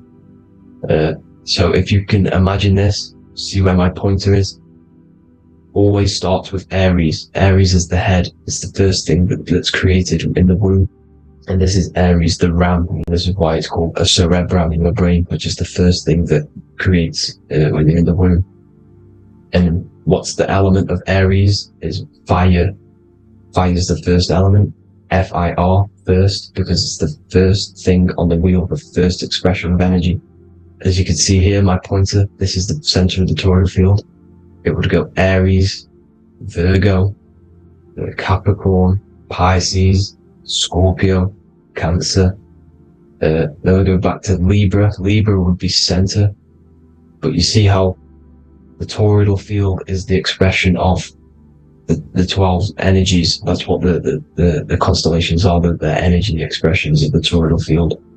So it would go outwards, starting from Aries here, all the way back to Pisces, which is beyond the bottom half. But Libra would be the center. That's why Libra is the equinox. It's the equinox. Libra is when it goes from summer over to autumn. It's the equal. It starts to transition into the winter side. Equinox, equal, which is Libra. And that's why Libra has the two scales. It's symbolized with the two scales. That's because of, the sun moving over. It's being judged. It's equal now, but then it's going to tip over into the winter. That's why Libra is here, the center of the sine wave. Like I said before, magnetic energy unfolds into 12ness. Magnesium is number 12 on the periodic table. It's the sacred number. And this is why the scientists are NASA is trying to bring in another constellation to destroy the holy science of astrology. So Aries rules the head, which is Mars. Taurus rules the neck, the lower head. Gemini, the two twins, which is your lungs, your two twins, your arms, two twins. Cancer, the breasts, or the chest area. Leo, the heart, which is the sun, which is fire, the center of the toroidal field. Virgo, the belly, which is the intestines. Libra, the kidneys, the two scales, the kidneys, balancing out everything. Scorpio, the sex organs. Sagittarius, hips and thighs. Capricorn, I've missed that out, which is the kneecaps. Capricorn, kneecap. Aries, which is the ram, which is the cerebrum in your brain. And then Aquarius, the calves and the ankles, and the Pisces, the two fish, the 2 feet. So everything corresponds, as you can see here. This is an ancient way of depicting it, of the folded human. And this is everything. Each constellation rules that part of the body, gives energy to that part of the body, makes you do certain things.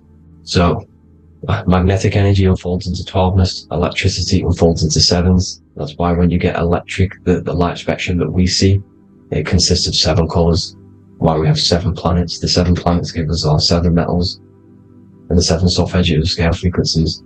So the rotor, this is the rotor, and rotor is an anagram for Torah. The Torah, which is I think it's the Hebrew Bible. Don't quote me on that, but it's one of the holy books, which is the Torah, the Taurus. Everything goes back to the Taurus field because it's the basis of all creation. So the chief cornerstone, it says in the Bible that the builders rejected the chief cornerstone. The chief cornerstone, you are the builder. You decided to incarnate into the physical world, into the electric world, the world of Saturn. When you are created in the womb, it takes you 9 months for you to be created. So for example, if your parents, if you went into the womb here, it'd take you 9 months. So let's say you're born in Scorpio. So you'd go back 9 months, 1, 2, 3, 4, 5, 6, 7, 8, 9. You consist of all of these 9 energies because it takes 9 months or however long you took to be born. Some people are born earlier.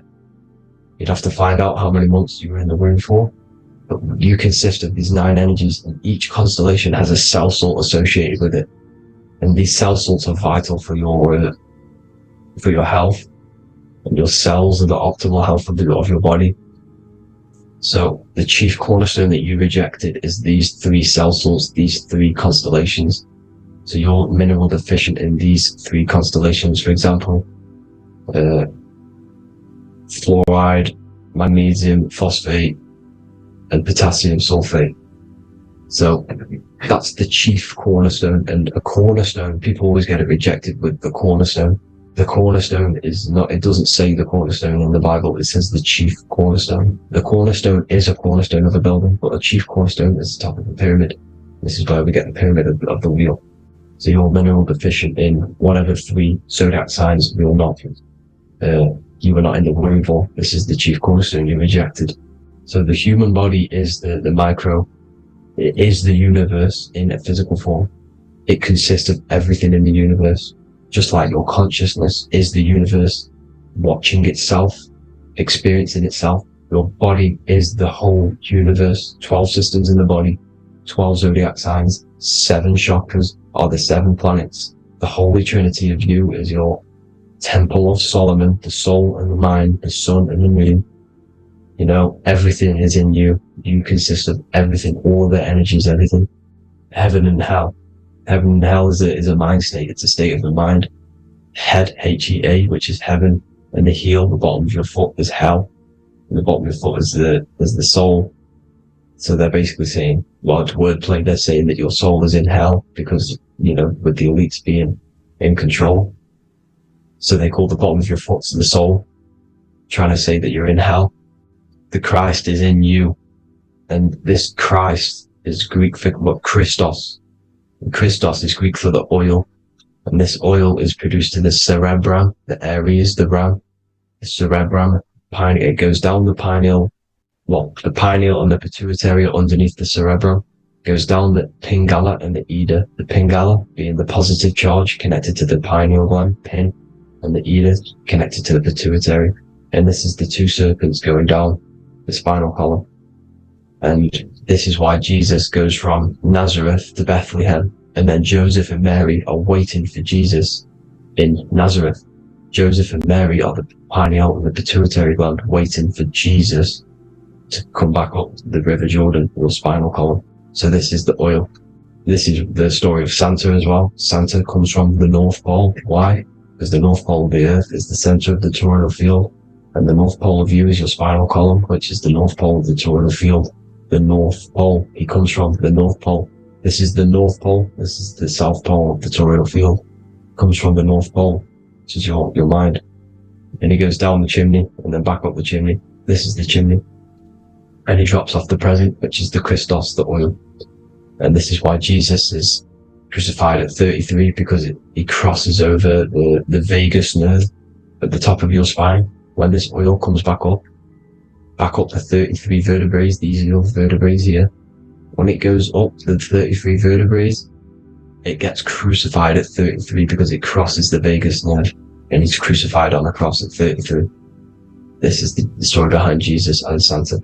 The Ark of the Covenant in the Bible is the 2 hemispheres which cover the vital parts of your mind, the brain side, which is the cerebrum, the pineal, the pituitary, etc. So the 2 hemispheres are the 2 angels, the Ark of the Covenant. This is the Ark of the Covenant, covering the 2 vital parts of your brain. So these are the optic thalamus is another part, and it protects the Christ oil, which is inside at the center of the brain. See, the Bible is all a massive metaphor about yourself, because you are the universe. You are a microcosm of the universe. Your consciousness has experienced itself, and the universe experiencing, and your body is the whole universe. Your head's heaven. So Moses crosses the Red Sea. These are the 2 hemispheres of your brain. This is the corpus callosum, the Red Sea. So he's pretty much saying that he's uniting the 2 hemispheres of your brain, because most people in this generation are stuck in the left brain, which is just logic, reasoning, science and maths, writing, You know, this is what school teaches you to do. It keeps you stuck in your left brain. And you want to cross over to you want to cross the Red Sea, which is the corpus callosum, to the right brain, which is awareness, art awareness, creativity, imagination, intuition, insight, you know, using the higher mind, creativity, imagination. If you don't have intuition, then you can't read energy, you can't pick up on bad things. This is what Moses is symbolizing by crossing the Red Sea. And it's also the upper room where Jesus met the 12 disciples. 12 disciples are the 12 cranial nerves in your brain. It doesn't just represent the 12 zodiac signs. The 12 disciples symbolizes many different things. It's like I said, energy the universe consists of 12ness. So you have 12 cranial nerves in your brain. And that's the 12 disciples as well. And they want you stuck in your left brain, which is the five senses, materialism. So they say in the Bible that Satan blinds the mind. Satan is Saturn. If you've watched my videos, Satan is Saturn. And you consist of the Holy Trinity, which is the sun, moon, and earth. The soul, the moon, the soul being your sun, the solar, the moon being your mind, the earth, your physical body. And Satan blinds the mind. Why? Because we enter a soul system. This is a soul system, not a solar system. And Saturn is the Lord of the Rings, which is the outer ring. When your soul enters the soul system, your soul starts to materialize. It hits Saturn. Why? Because Saturn starts to materialize you. You take on the 7 virtues, which are the 7 planets, which are your 7 chakras. And to get out of this soul system, you must get out of your lower nature, your animal nature, which is lust, desire, greed. You know, the number of the beast, 666, which is Saturn, Satan. So you enter the soul system, you take on the 7 energies, which you turn into physical matter. And this is your descension from heaven to what you say hell. And then you must raise back up from matter to spirit. They say Satan blinds the mind. Why? Because your mind gets materialized. Your soul and mind get materialized. And when you get materialized, it's an intense experience. You lose the divinity within you. You forget the divinity. So Satan, which is the first planet, the first energy you take on, the material body, he blinds the mind. He makes you forget everything, your divinity. Then you must remember, ascend up Jacob's ladder, the 33 vertebrae, to heaven. And this is a microcosm of the macro, because you will ascend back up to heaven if you do this, when you leave your physical body, when your body decays. So when it talks about in the Bible, completely destroy them, the Hittites, the Amorites, the Canaanites, all the ites, this is what God says to the Israelites. It says completely destroy them. It's basically symbolizing saying destroy your lower nature. The Canaanites, cannibals. We're under a Canaanite system now, which is cannibalism. And this is flesh eating, lust, greed, all the demonic stuff, all the lower vibrational stuff. You know, the lower nature, eating, sex, and survival, the lower 3 chakras. You must get out of these lower 3 chakras and return back to spirit, which is heaven, which is spirit, love, being holy, being truthful, being passionate. Going back to Satan blinding the mind, all of the planets are made out of these 3 symbols. Satan blinds the mind, and that's why Satan's symbol, this is the symbol for Saturn, Satan, this symbol of Saturn is the cross, which is physical matter, the earth, over the moon. The moon is your mind.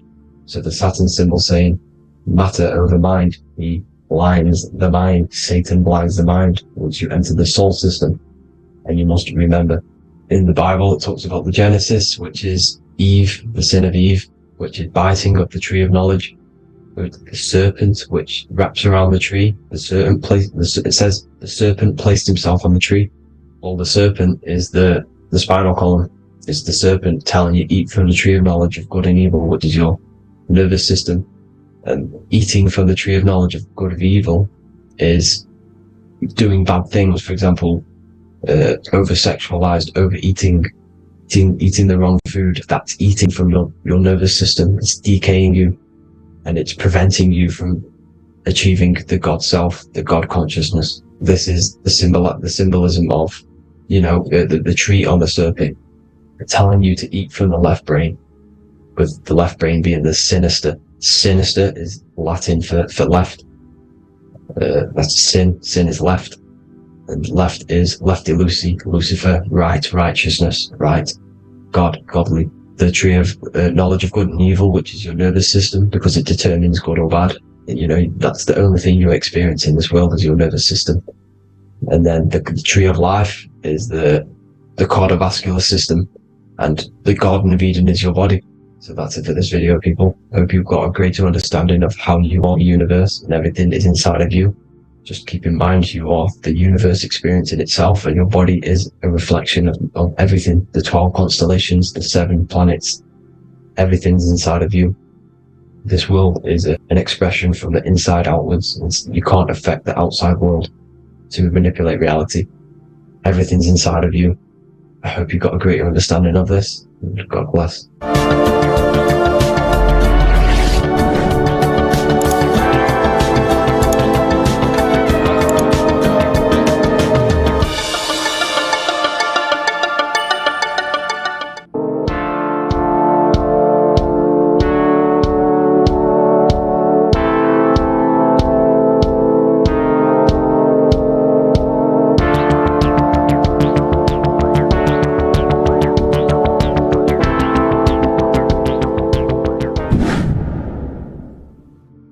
What is good, people? It's Revival of Wisdom. I hope you're all doing well. And this video is how to raise your holy oil or your kundalini. Let's get straight into this. So this is a monthly cycle. Every month, when the moon is in your zodiac sign, this oil is released. Now, the moon is in control of monthly cycles. For women, it's the menstrual cycle, and as well this holy oil cycle. The moon changes sign every 2.5 days and passes through the zodiac signs in 27 days. So the moon tells the day, the sun tells the time, the stars tell the month. This reality is a massive clock, if you like to say. It's a cycle. Okay, the moon controls the night, emotions, water, fluids, and the mind. Okay, so this oil is produced in the claustrum. It's produced in the claustrum, which is here, right? This is where you get Santa Claus from. Now, the claustrum is at the center of the brain, and it is next to the pineal gland and the pituitary gland. Once it starts in the claustrum, this is the holy presence. This is the presence in the pineal gland. And what's connected to the pituitary gland and the pineal gland is the Ida and the Pingala. The Pingala is the pineal gland's nerve, which is the honey, which is the positive charge, electric. And the pituitary is the Ida nerve, which is the magnetic charge. This is the milk, the land flowing with milk and honey. This is the brain, the heaven, heaven, okay? And it travels down the spine using these 2 nerves, these electromagnetic charge. And this is what the ancients symbolized with the 2 serpents wrapped around the spinal cord, the Ida and the Pingala. And this travels down to the sacrum or the solar plexus. Okay, so once it's here, okay, the spine is an elongation of the brain. So the spine is pretty much the brain. It's an extension of it. And it's kind of a microcosm of how we descended from heaven to physical reality, to physical matter, which is our consciousness has done. Our consciousness has descended from heaven into physical matter, and this is a microcosm of it. Okay, so once we're in the sacrum bone, this holy oil, like I've just explained, this holy oil starts in the Santa Claustrum, goes down the chimney to the sacrum. This is the sacrum, the solar plexus. and drops the present off at the sacrum. Now, once we're at the sacrum, we need to raise our vibration to take this oil back up the spine. Okay, and the River Jordan symbolizes this in the Bible. King Herod wants to kill Jesus in Nazareth, which is here, this is the River Jordan, is Nazareth. He goes to be born in Bethlehem and then goes back up to Nazareth to Joseph and Mary. Joseph and Mary, the pineal gland and the pituitary gland. The Bible is huge symbolism. It's all metaphors for this sacred process which goes on inside of your body. You are the Temple of Solomon. You are the Holy Land. The Holy Land is your brain. Once this oil is at the sacrum, you need to raise your vibration in order to take it back up.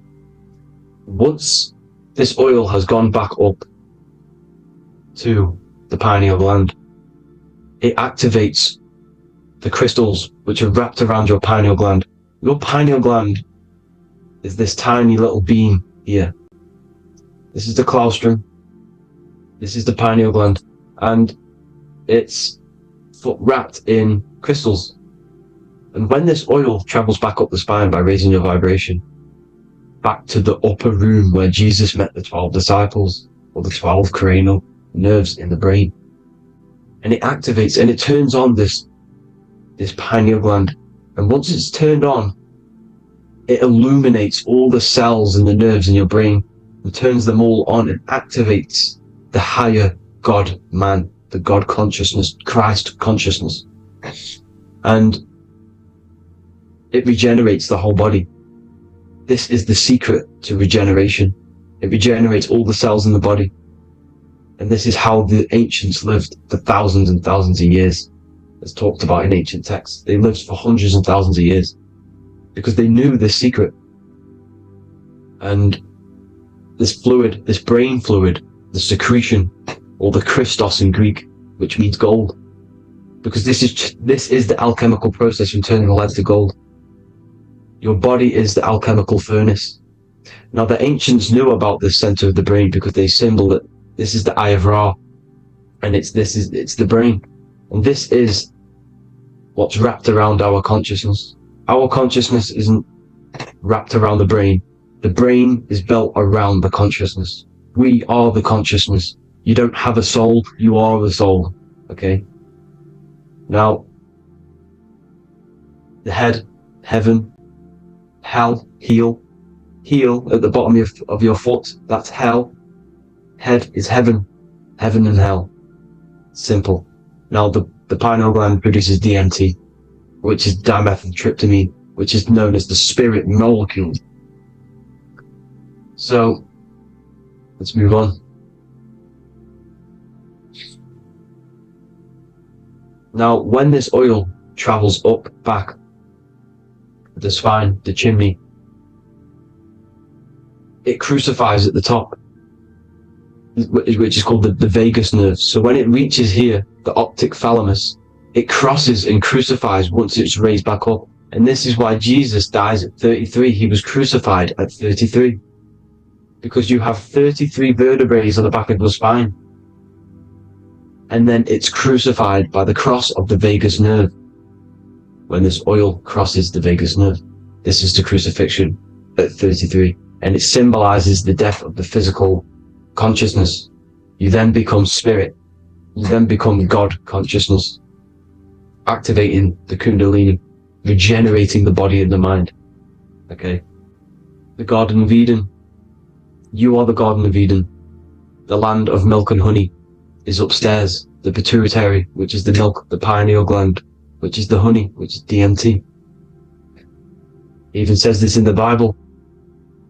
As he brought us into the place, and he has given us this land, a land flowing with milk and honey, which is also symbolized as the sun and the moon. The Bible also says, the light of the body is the eye, not the eyes, the eye. If therefore thine eye be single, thy whole body shall be full of light. This is the activation of the pineal gland by raising this oil. back up to the pineal gland, to the center of the brain. Neither shall they say, see that here, or see there, for behold, the kingdom of God is within you. So he's saying, don't look out there.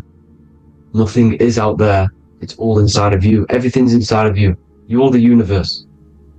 Now, how to raise this oil back up to the pineal gland? Every month, like I said, the moon controls the cycle. The moon controls monthly cycles. When the moon is going into your zodiac sign every month, this oil goes down the spine, and you must raise your frequency to get it back up. You must retain your seed. This is the most important. Your fluid, your secret, your holy fluid, your life force. You can't let that go. That life force is the reason you're alive. This holy oil is the reason you're alive, because it feeds all of the systems in your body. It feeds all the systems in your body. You have to retain your seed. Alkaline diet, positive thinking, and meditation. Okay? When you retain your seed, you will live longer. The moment you release it, you're killing yourself. You're killing a piece of yourself every time you release your seed. Every single time. You're killing a part of yourself. Okay? Now, this could be why this could be the illumination, the single eye on the Illuminati's symbol, the Freemasonic symbol, the illuminated eye, the triangle, which could symbolize the body, mind, and spirit, but the eye illuminated. Now, in the Bible, it talks about the two trees, the tree of knowledge and the tree of life. The tree of knowledge is the tree of good and evil, which is the most important system in your body, which is the nervous system. The nervous system, the most important. The tree of good and evil. And the tree of life, which is the cardiovascular system. Now, this oil, when it's released every month, feeds these two systems, and these two systems feed everything. Now, it's important you understand that. Okay? The ancients knew all of this knowledge. The Bible's telling you this knowledge. But it's in a metaphorical way. You have to understand the context behind it so you can read it properly. Now, eating of the tree of life, which is when it talks about in the Bible, eating from the tree of life is actually symbolizing a bad diet, ejaculation. Because you're eating from these two systems, you're killing yourself with a bad diet. You're killing yourself with an ejaculation. Okay? So, that's important to understand. Now, this is Jacob's ladder in the Freemasons. Jacob's ladder, which is the spinal cord, it's the stairway to heaven. And this is Jack and the Beanstalk when he goes up the beanstalk and finds the golden egg in the grey clouds. The grey clouds symbolize the grey matter in your brain. Now, the Garden of Eden talks about the 4 different rivers in Garden of Eden. As we see here, the North Pole map, the ancient North Pole map. Because the center of the earth is the center of the torus field. Everything's the torus field. Atoms are torus fields. Everything's torus fields. You are the universe. Everything is within you. The North Pole is your spinal cord. This is why they say Santa Claustrum comes from the North Pole. This is the North Pole. And the Santa Claustrum is the center of your brain.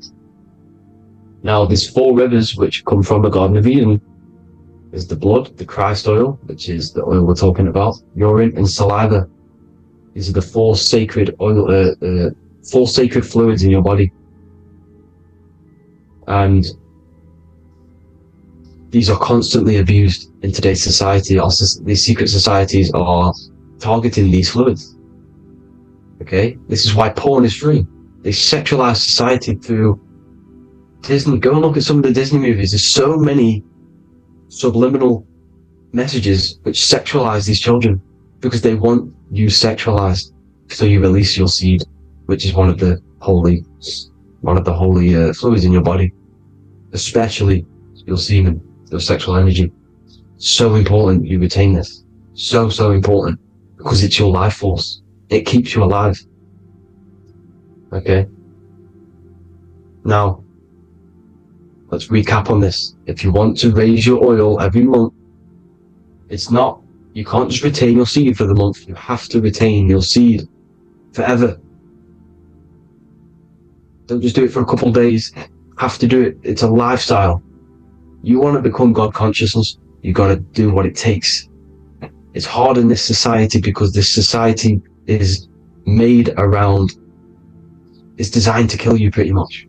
It's designed to keep you in these lower states of consciousness with all the bad food, the chemicals in the food, the chemicals in the water, the sexualized TV programs, sexualized adverts, sexualized TikTok and apps, videos, subliminally stimulating you. Because that is your weakness, sex. It's your weakness. Now, you have to, it's low vibrational.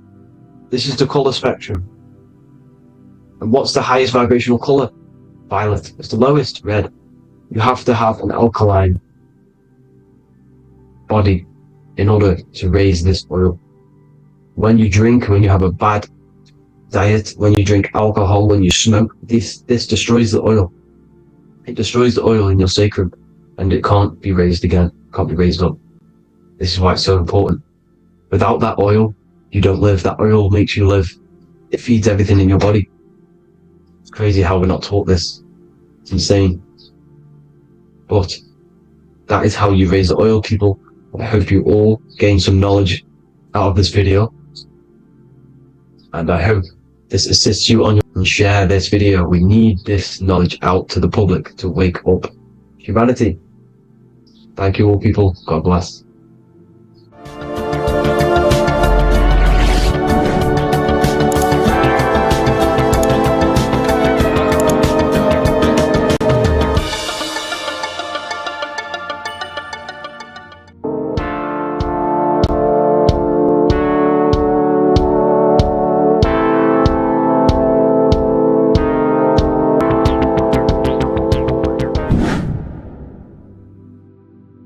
What's good, people? We're back with another video.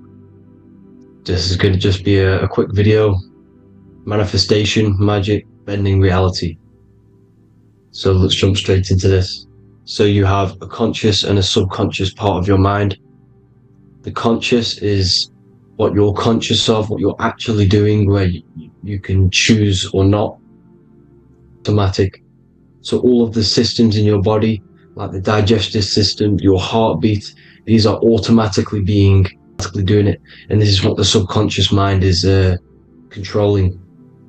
It's like the dark aspect of your brain or your mind. It is the way bigger aspect of your mind. Okay, it controls all the systems in your body. Okay, and this is where all of your programs are.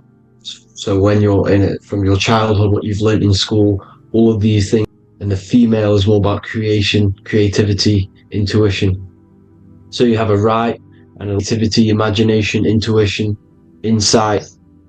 Okay, and this is one of the most important sides of the brain. This side of the brain is the most attacked by the elites, whatever you want to call them. This side is one of the most important, because obviously your intuition is a massive part of reality. And if you don't have intuition, then you lose track of the things around you. You can't consciously feel if things are wrong or right. They don't want you to have intuition or creativity or imagination.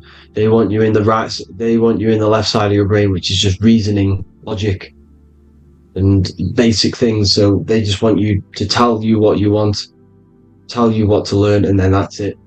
They don't want you thinking for yourself, which is the right side of the brain. So whatever the conscious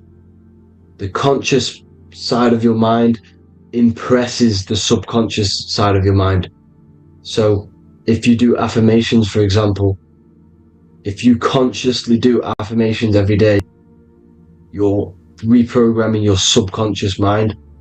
You're impressing a vibration and a word into your subconscious mind, and therefore it will reprogram it. So the male and female aspect are symbolized by the Star of David as well. the male being the upside triangle, the female being the downside, connected all in one, because we both have male and female energy. So every thoughts are electric, which is the male aspect. Emotions are magnetic, which is the female. Each thought creates a wave of vibration in all directions. So think of it like a water drop in a pool, but it going out in every single direction. It's not just flat. And these thoughts have a certain frequency, has a certain vibration. That vibration has a certain frequency. And this affects your aura. Every thought, every emotion directly impacts your aura and the strength of your aura. So if you're angry all the time, your aura in the astral plane will look red. However, if you're happy, it'll be more like blue and green. So it's very important. Your electromagnetic field is created out of your emotions and thoughts. And that affects reality, because you're 60% water, and frequency and vibration create certain patterns and has a certain effect on water. We'll get into that after this slide. So each thought that people are thinking around you, you are actually subconsciously picking up these thoughts, because it's emitting this vibration in all directions. So this is why you can pick up thoughts of other people on the odd occasion. However, when you're more in tune with your intuition, your right side of your brain, you can start to pick up on vibrations, thoughts, and other people's auras. You can pick up on the energy once your third eye is open, and you know whether you should be in that environment or not. This is what we call an atmosphere. When we go into a room and you can feel the tension, if someone's been arguing, for example, this is the atmosphere, this is the vibrations, these are people's auras emitting these certain frequencies and vibrations. Okay, so our aura is contained of multiple layers. Obviously, we have the physical body. This is the electromagnetic layer. However, you have the different planes of existence: the spirit, mental, astral, etheric, and then physical. The physical is the lowest plane of existence. And the physical plane is a product of all of the planes above. So the mental impresses on the astral impresses into the etheric, and then the etheric creates the physical object. So the mind is the root cause of reality. The mind is the cause of everything.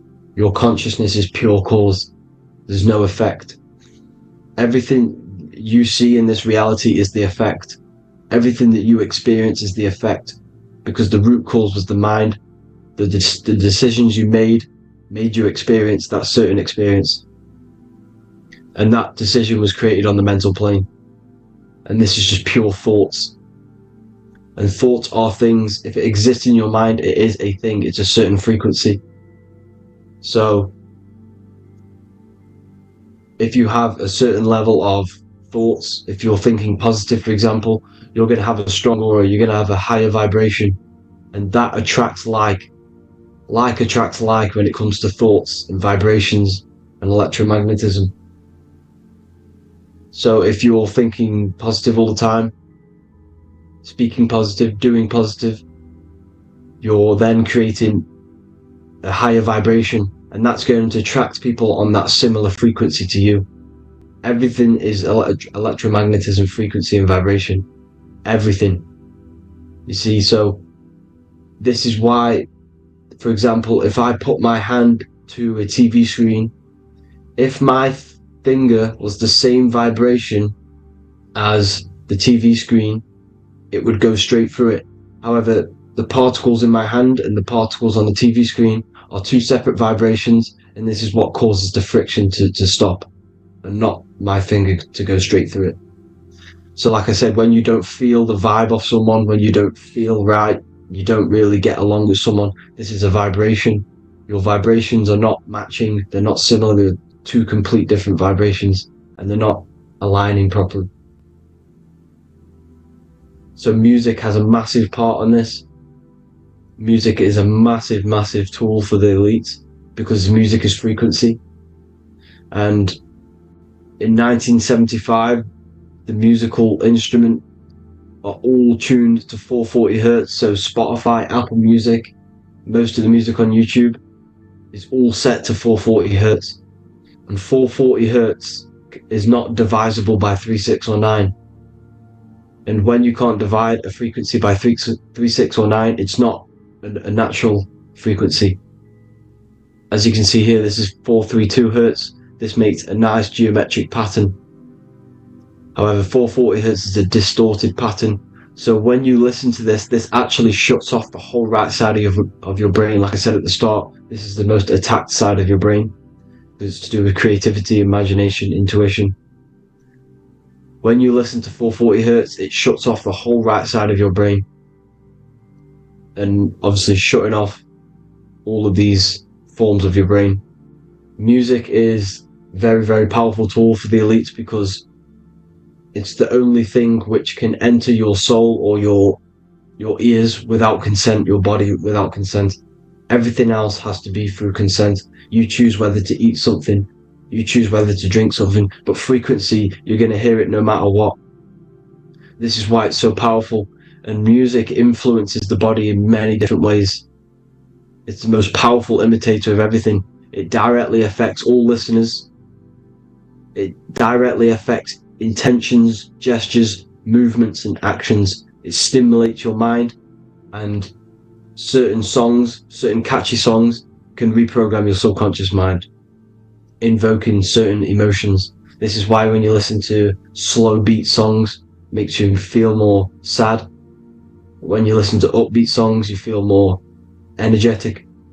This is because these frequencies have a profound influence on reality and on how you feel. Because like I said, you are 60% water, and as you can see here, each frequency creates a different geometric pattern, and inside of you is 60% water.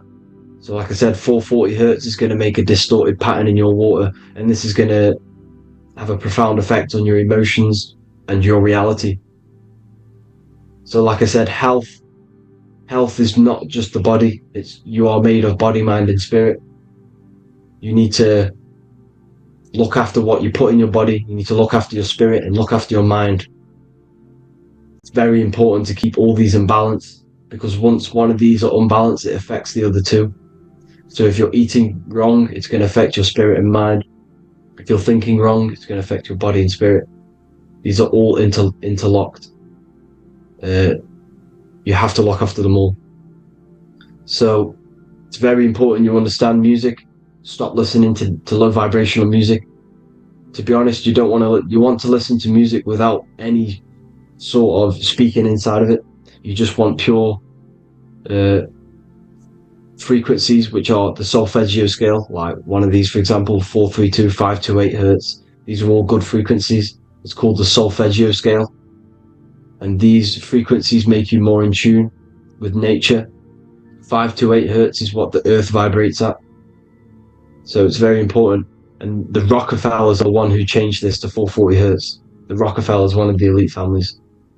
So if you want to manipulate reality, it's very important to have your chakras aligned and having a high vibration, because the higher your vibration, the more powerful your words and your intentions are on reality. So the lower your vibration, the harder it is to affect reality, because you're on a lower state of consciousness. Like I said, you have the mental, astral, etheric, and physical. Everything is a product of the one above. As above, so below. This is what Hermes Trismegistus was saying in the Egyptian days. This is where it comes from. As above, so below. If you affect above, it directly affects below. So like I said, meditation helps on this, helps align your chakras. Think positive, feel positive. Like I said, your feelings are magnetic, your thoughts are electric. So once you combine these two together, you're then creating an electromagnetic frequency, and that will have profound effect on reality. So the law of cause and effect. The law of cause and effect. Every effect has the root cause. Like I said, your mind is the root cause of everything. Every decision you make is having a different effect on reality. everything happens for a reason due to the root cause, which is your mind. You choose everything that happens in your life. Okay? So it's very important you understand this and you constantly make the right decisions, the good decisions to have good effects on your reality. You have to be very conscious of this law because nothing escapes this law. This is the law of all consciousness. So think about it. Imagine a massive ball of consciousness. However, off this ball are different sparks, and each one of these sparks are in each and everyone's body. This spark is governed by these laws, the law of cause and effect, the law of correspondence, the 7 Hermetic principles. It's very important you understand this because this mass ball of consciousness is what is obeying these laws, and everyone has this spark of consciousness inside their third eye. And like I said, everyone is the same consciousness. This is why if you do bad onto someone else, that will directly affect your reality. So if you hurt someone, it's going to come back to you in one way or another because you are that same consciousness. This is like a mirror reality. As within, so without. Whatever you feel on the inside, you're gonna see that on the outside. You're gonna experience that reality, whatever you've impressed. So there's different ways to bend reality to your will. This is kind of a sort of magic. So obviously you have black magic, which is manipulating reality to harm and influence others, or to be very selfish. And then you have white magic, which is manipulating reality for the good of humanity. So you do have to be very careful with your intentions, people, when you're trying to manipulate reality, because this is nothing to be played with. If you are manipulating reality for the wrong reason, it's going to come and bite you in the ass in some way or another. Because everything is balanced. Everything balances out in this reality. Nothing escapes the laws. Not one thing escapes the laws. So if you're stealing from yourself, because it's just going to come back in one way or another. Inside of everyone's heart, you know whether you're doing good or wrong. You know, you can feel it when you do something wrong. You can feel it when you do something good. The heart is the center of the torus field. It's balance. And this is why you say follow your heart, because it's the center of the torus field. It's very important to listen to this inner voice inside of you, because that is telling you the right things to do, the good decisions to make. And when you keep following that voice, that good voice inside of you, it takes you to your life path. Very important to follow that voice. However, don't let the ego get in the way of it. Don't care what your friends are going to say. It's very important to understand this. So, you have different ways of manipulating reality. You have sigil magic. This is where you create your own sigil or symbol. You create your own sigil and symbol, and then you charge it. You behind that symbol, you have an intention. So for example, if you want to manifest wealth, you create a sigil which represents what you want. You create that sigil, you draw it out, you charge it, because wherever your attention goes, energy flows. So whatever your attention is, you're sending energy that way. So what you do with your eyes and your hands, you place attention on the sigil. Imagine that it's glowing. Imagine that you're sending energy to this sigil. And then you burn the piece of paper once you've done this. And then after this, you meditate on that symbol. You constantly think about that symbol, because that symbol is the frequency, is the thing that you want to manifest. So that's one way. Or you can just meditate on your reality. So imagine yourself having already what you have. This is what they call a mindset. You must set your mind to the frequency what you want to manifest. Okay?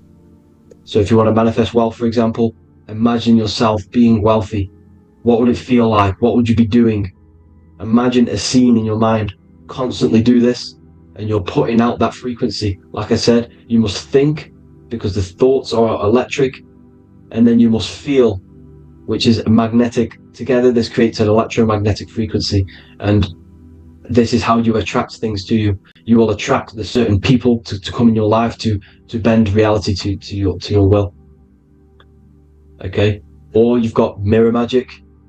Stare yourself in the mirror, because a mirror reflects light. It also reflects energy. So you've got to be very careful with what you say to a mirror.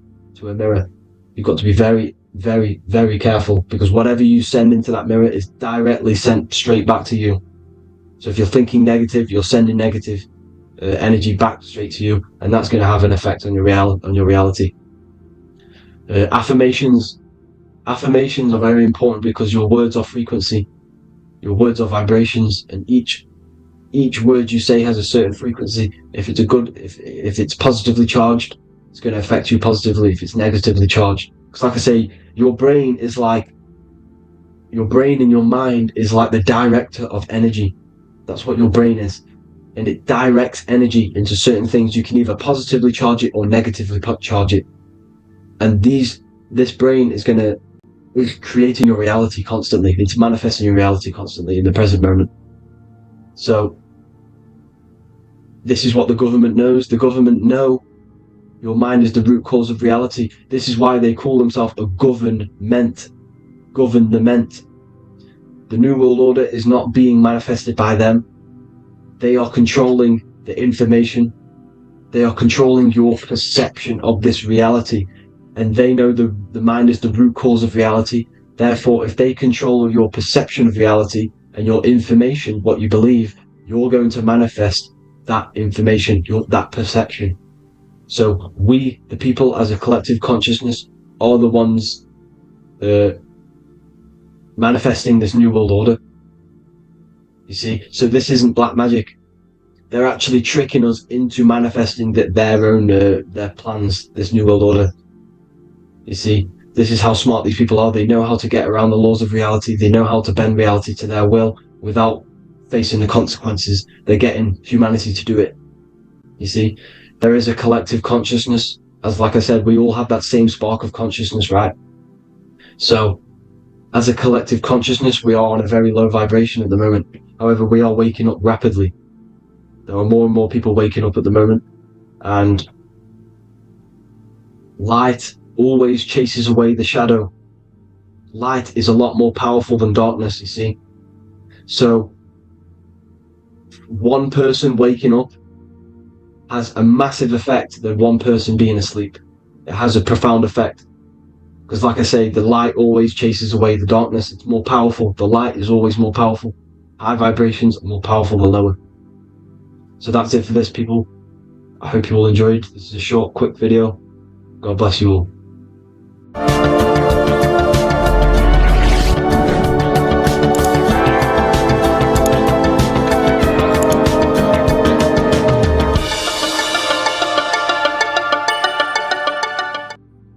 You are not breathing correctly. 98% of people only use a third of their lungs capacity, which is shallow breathing, which ages you, lowers your brain capacity, and also lowers your state of consciousness. So it's essential that you breathe consciously on a day-to-day basis, because this is what truly elevates your consciousness. I am going to give you the key for you to raise your consciousness just through breathing alone. Such a simple thing, but yet the most effective way for raising your state of consciousness and becoming more spiritually and mentally advanced. So tune in for this video, and I'm going to show you exactly how to do it and the symbolism behind breathing. Air is more than just air. It carries electromagnetic energy. So now I'm going to give you the science behind this spiritual truth. This invisible force is what sustains all physical life, providing the life force energy essential for existence. Electromagnetism. Everything is fed off electromagnetism. Your body is an electromagnetic battery. Now, we can prove that air carries electromagnetism just by doing a simple test, a simple scientific experiment, by getting liquid oxygen and pouring it between a north and south magnetic pole, two polar opposite magnets. We see that the liquid does not fall straight through it. It is sucked, it is magnetically attracted to these two opposing forces, opposing magnets. This is proof that air, liquid oxygen carries electromagnetism. When you are breathing electromagnetism, the essential life force behind all living beings. This is known as energy or prana, chi, ether or spirit. This is all the same thing. Air is not just empty space, it is energy, it is prana, it is life force, it is spirit, it is ether, chi, prana. You are an electromagnetic being. Your consciousness is in direct correlation with your electromagnetic aura or biofield around your body. Your state of consciousness is mirrored within this field around your body. Now your breath, when you breathe in, you're breathing electromagnetism or life force. Breath is the vital link between the physical and the spiritual, bridging the body with the soul. Through breath, we connect with both tangible world and deeper, the unseen realms of energy and consciousness. Breathing deeply and properly elevates our consciousness, enhancing the brain's functions, heightening the sensitivity of our five senses. It also brings a profound calmness to the mind, creating a state of clarity and inner peace. Like I said earlier, breathing properly is the fastest way to elevate your consciousness. It is the fastest way, because breathing, when you stop breathing, what happens? You lose physical consciousness. Your body will shut down if you do not breathe in this vital electromagnetic energy in the oxygen. If your body does not get this for 5 minutes or however you can last without breathing, this makes you lose physical consciousness. Your body will not survive without this essential life force energy. Therefore, air is one of the most overlooked things. This is why we see the symbolism of Buddha having a big belly. Why does he have a big belly? Because it's symbolizing breath work. Proper spiritual breath work. The certain teachings of breath work. Of when you breathe in through the nose, you have to breathe in through the nose. You don't want to breathe in through the mouth, because the nose acts as a filter which catches dust particles and filters out the air before it enters the lungs. The mouth does not do that. The nose is for breathing inward. We breathe in through the nose, and when we breathe into our belly, not our lungs. When we breathe into our belly and our belly expands outwards, we are then moving this energy down from the nose down the spinal column. And when we breathe back out, the belly goes in, which is raising the energy up the spinal column, back out through the mouth. This is the true way of breathing, because when we breathe, we are moving energy. We are moving electromagnetic energy. When we breathe in through the nose, the energy travels down the spinal column, and when we breathe out, we are raising this energy back up the spine, some of it going out the mouth, and some of it reaching the brain, activating dormant brain cells in the brain. But when we breathe, we need to make sure we are using 100% of our lungs' capacity, because the lungs is what transforms this special energy into consciousness, physical consciousness. So this is why Buddha has a big belly. It's not because he was fat. It's not because he was overweight. It's symbolism. It's symbolism of breath work. So try this. Do this for 2 minutes while you watch this video. Breathe in through the mouth as hard as you can until you no longer can fill any more air into your lungs and belly. Breathe it into your belly, not your lungs. And breathe out through the mouth. Do this for 5 minutes or 2 minutes, however long. I promise you, breath affects your consciousness. You will notice the difference. If you do it quicker, the quicker it'll affect your consciousness, and you might go lightheaded. But that lightheaded is you activating your spirit, your energy body. So try this just when watching this video. When you breathe consciously, you are renewing both your energy body and astral body, aligning your consciousness with a higher state. This practice feeds new life force energy into the body, revitalizing and enhancing your overall well-being. Like I said, your brain requires the most amount of oxygen. When we have shallow breathing, this is reducing the brain's capacity. Because when we are not breathing properly, which 98% of people are only using a third of their lungs capacity, we are essentially only using a third of our consciousness, because your breath is directly correlated to your consciousness, your state of consciousness. When you breathe in through the mouth, out through the mouth, out in through the nose, out through the mouth, consciously and deeply for 5 minutes, you will notice that your senses are more powerful and sensitive. Your brain is quicker.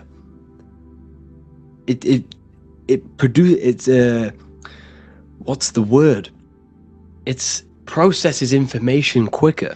You become quicker, you become a superhuman, and you feel more spiritual because it activates your spirit, your astral and energy body.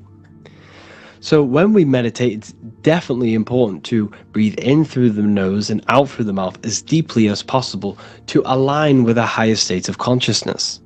And this is the easiest way to separate your consciousness from the body. When you breathe in deeply for long periods of time, while meditating, while taking no thought, when no thought is present and you gain a rhythm of deep breathing, this is the gateway. This is the gateway to opening your consciousness. Because when you stop thinking, other aspects of your consciousness can open up. All of our lives we've been thinking, which has blocked off the higher states of consciousness.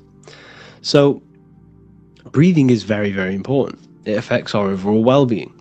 And this is Yahweh, the in and the out of breathing. When we breathe in, this is Yah. You can hear it. It sounds like Yah. And when we breathe out, that is Way. This is the name of God, apparently. But God is within you. You can connect with God. You can connect with source consciousness within you by breathing, by raising your state of consciousness through breathing and meditation.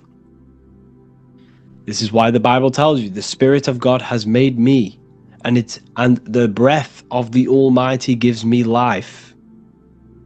You are consciousness. You are God. You're an extension of God's consciousness. Job 27:3. As long as my breath is in me and the Spirit of God is in my nostrils. The Spirit of God is through breath. John 20:22. And when he said this, he breathed on them and said to them, receive the Holy Spirit. The word spirit means breath. In Greek, Hebrew, Latin, it all means breath or wind or air. The Holy Spirit is a certain way of breathing, a breathing technique that elevates your consciousness, that syncs you up to a holy consciousness, an elevated state. That is the Holy Spirit. That's why it tells you in the Bible, when he said this, he breathed onto them. He breathed onto them and said, receive the Holy Spirit. You must breathe to receive the Holy Spirit. When you breathe, you are renewing the body's energy. You're taking in new life force, which is regenerating your cells, regenerating your brain, nervous system, and also connecting with consciousness, pure consciousness. This is not something that we should be doing during meditation. Yes, it is. We should be doing it during meditation, but this is something that we need to apply all of the time. This is the fastest way you can raise your consciousness. I just want to say, all of this knowledge is inside of the Book of Wisdom, Volume 2. Make sure to give a like and a comment on this video to help the algorithm. And let me know what you think about the last book or this book if you have read them, to let the new people know what they're looking at with this book. This is truly life-changing. The Volume 2 and Volume 1 is truly life-changing. You can get them in a bundle also. Learn hidden knowledge inside of the Ethereal University. This is where truth seekers belong. I'm not here to try sell you this, but this is the place for truth seekers. And if you are serious about your spiritual journey and serious about gaining knowledge, which gives you the advantage over life, during Ethereal University, this will definitely help you. Thank you for watching this video. Please leave a like and comment.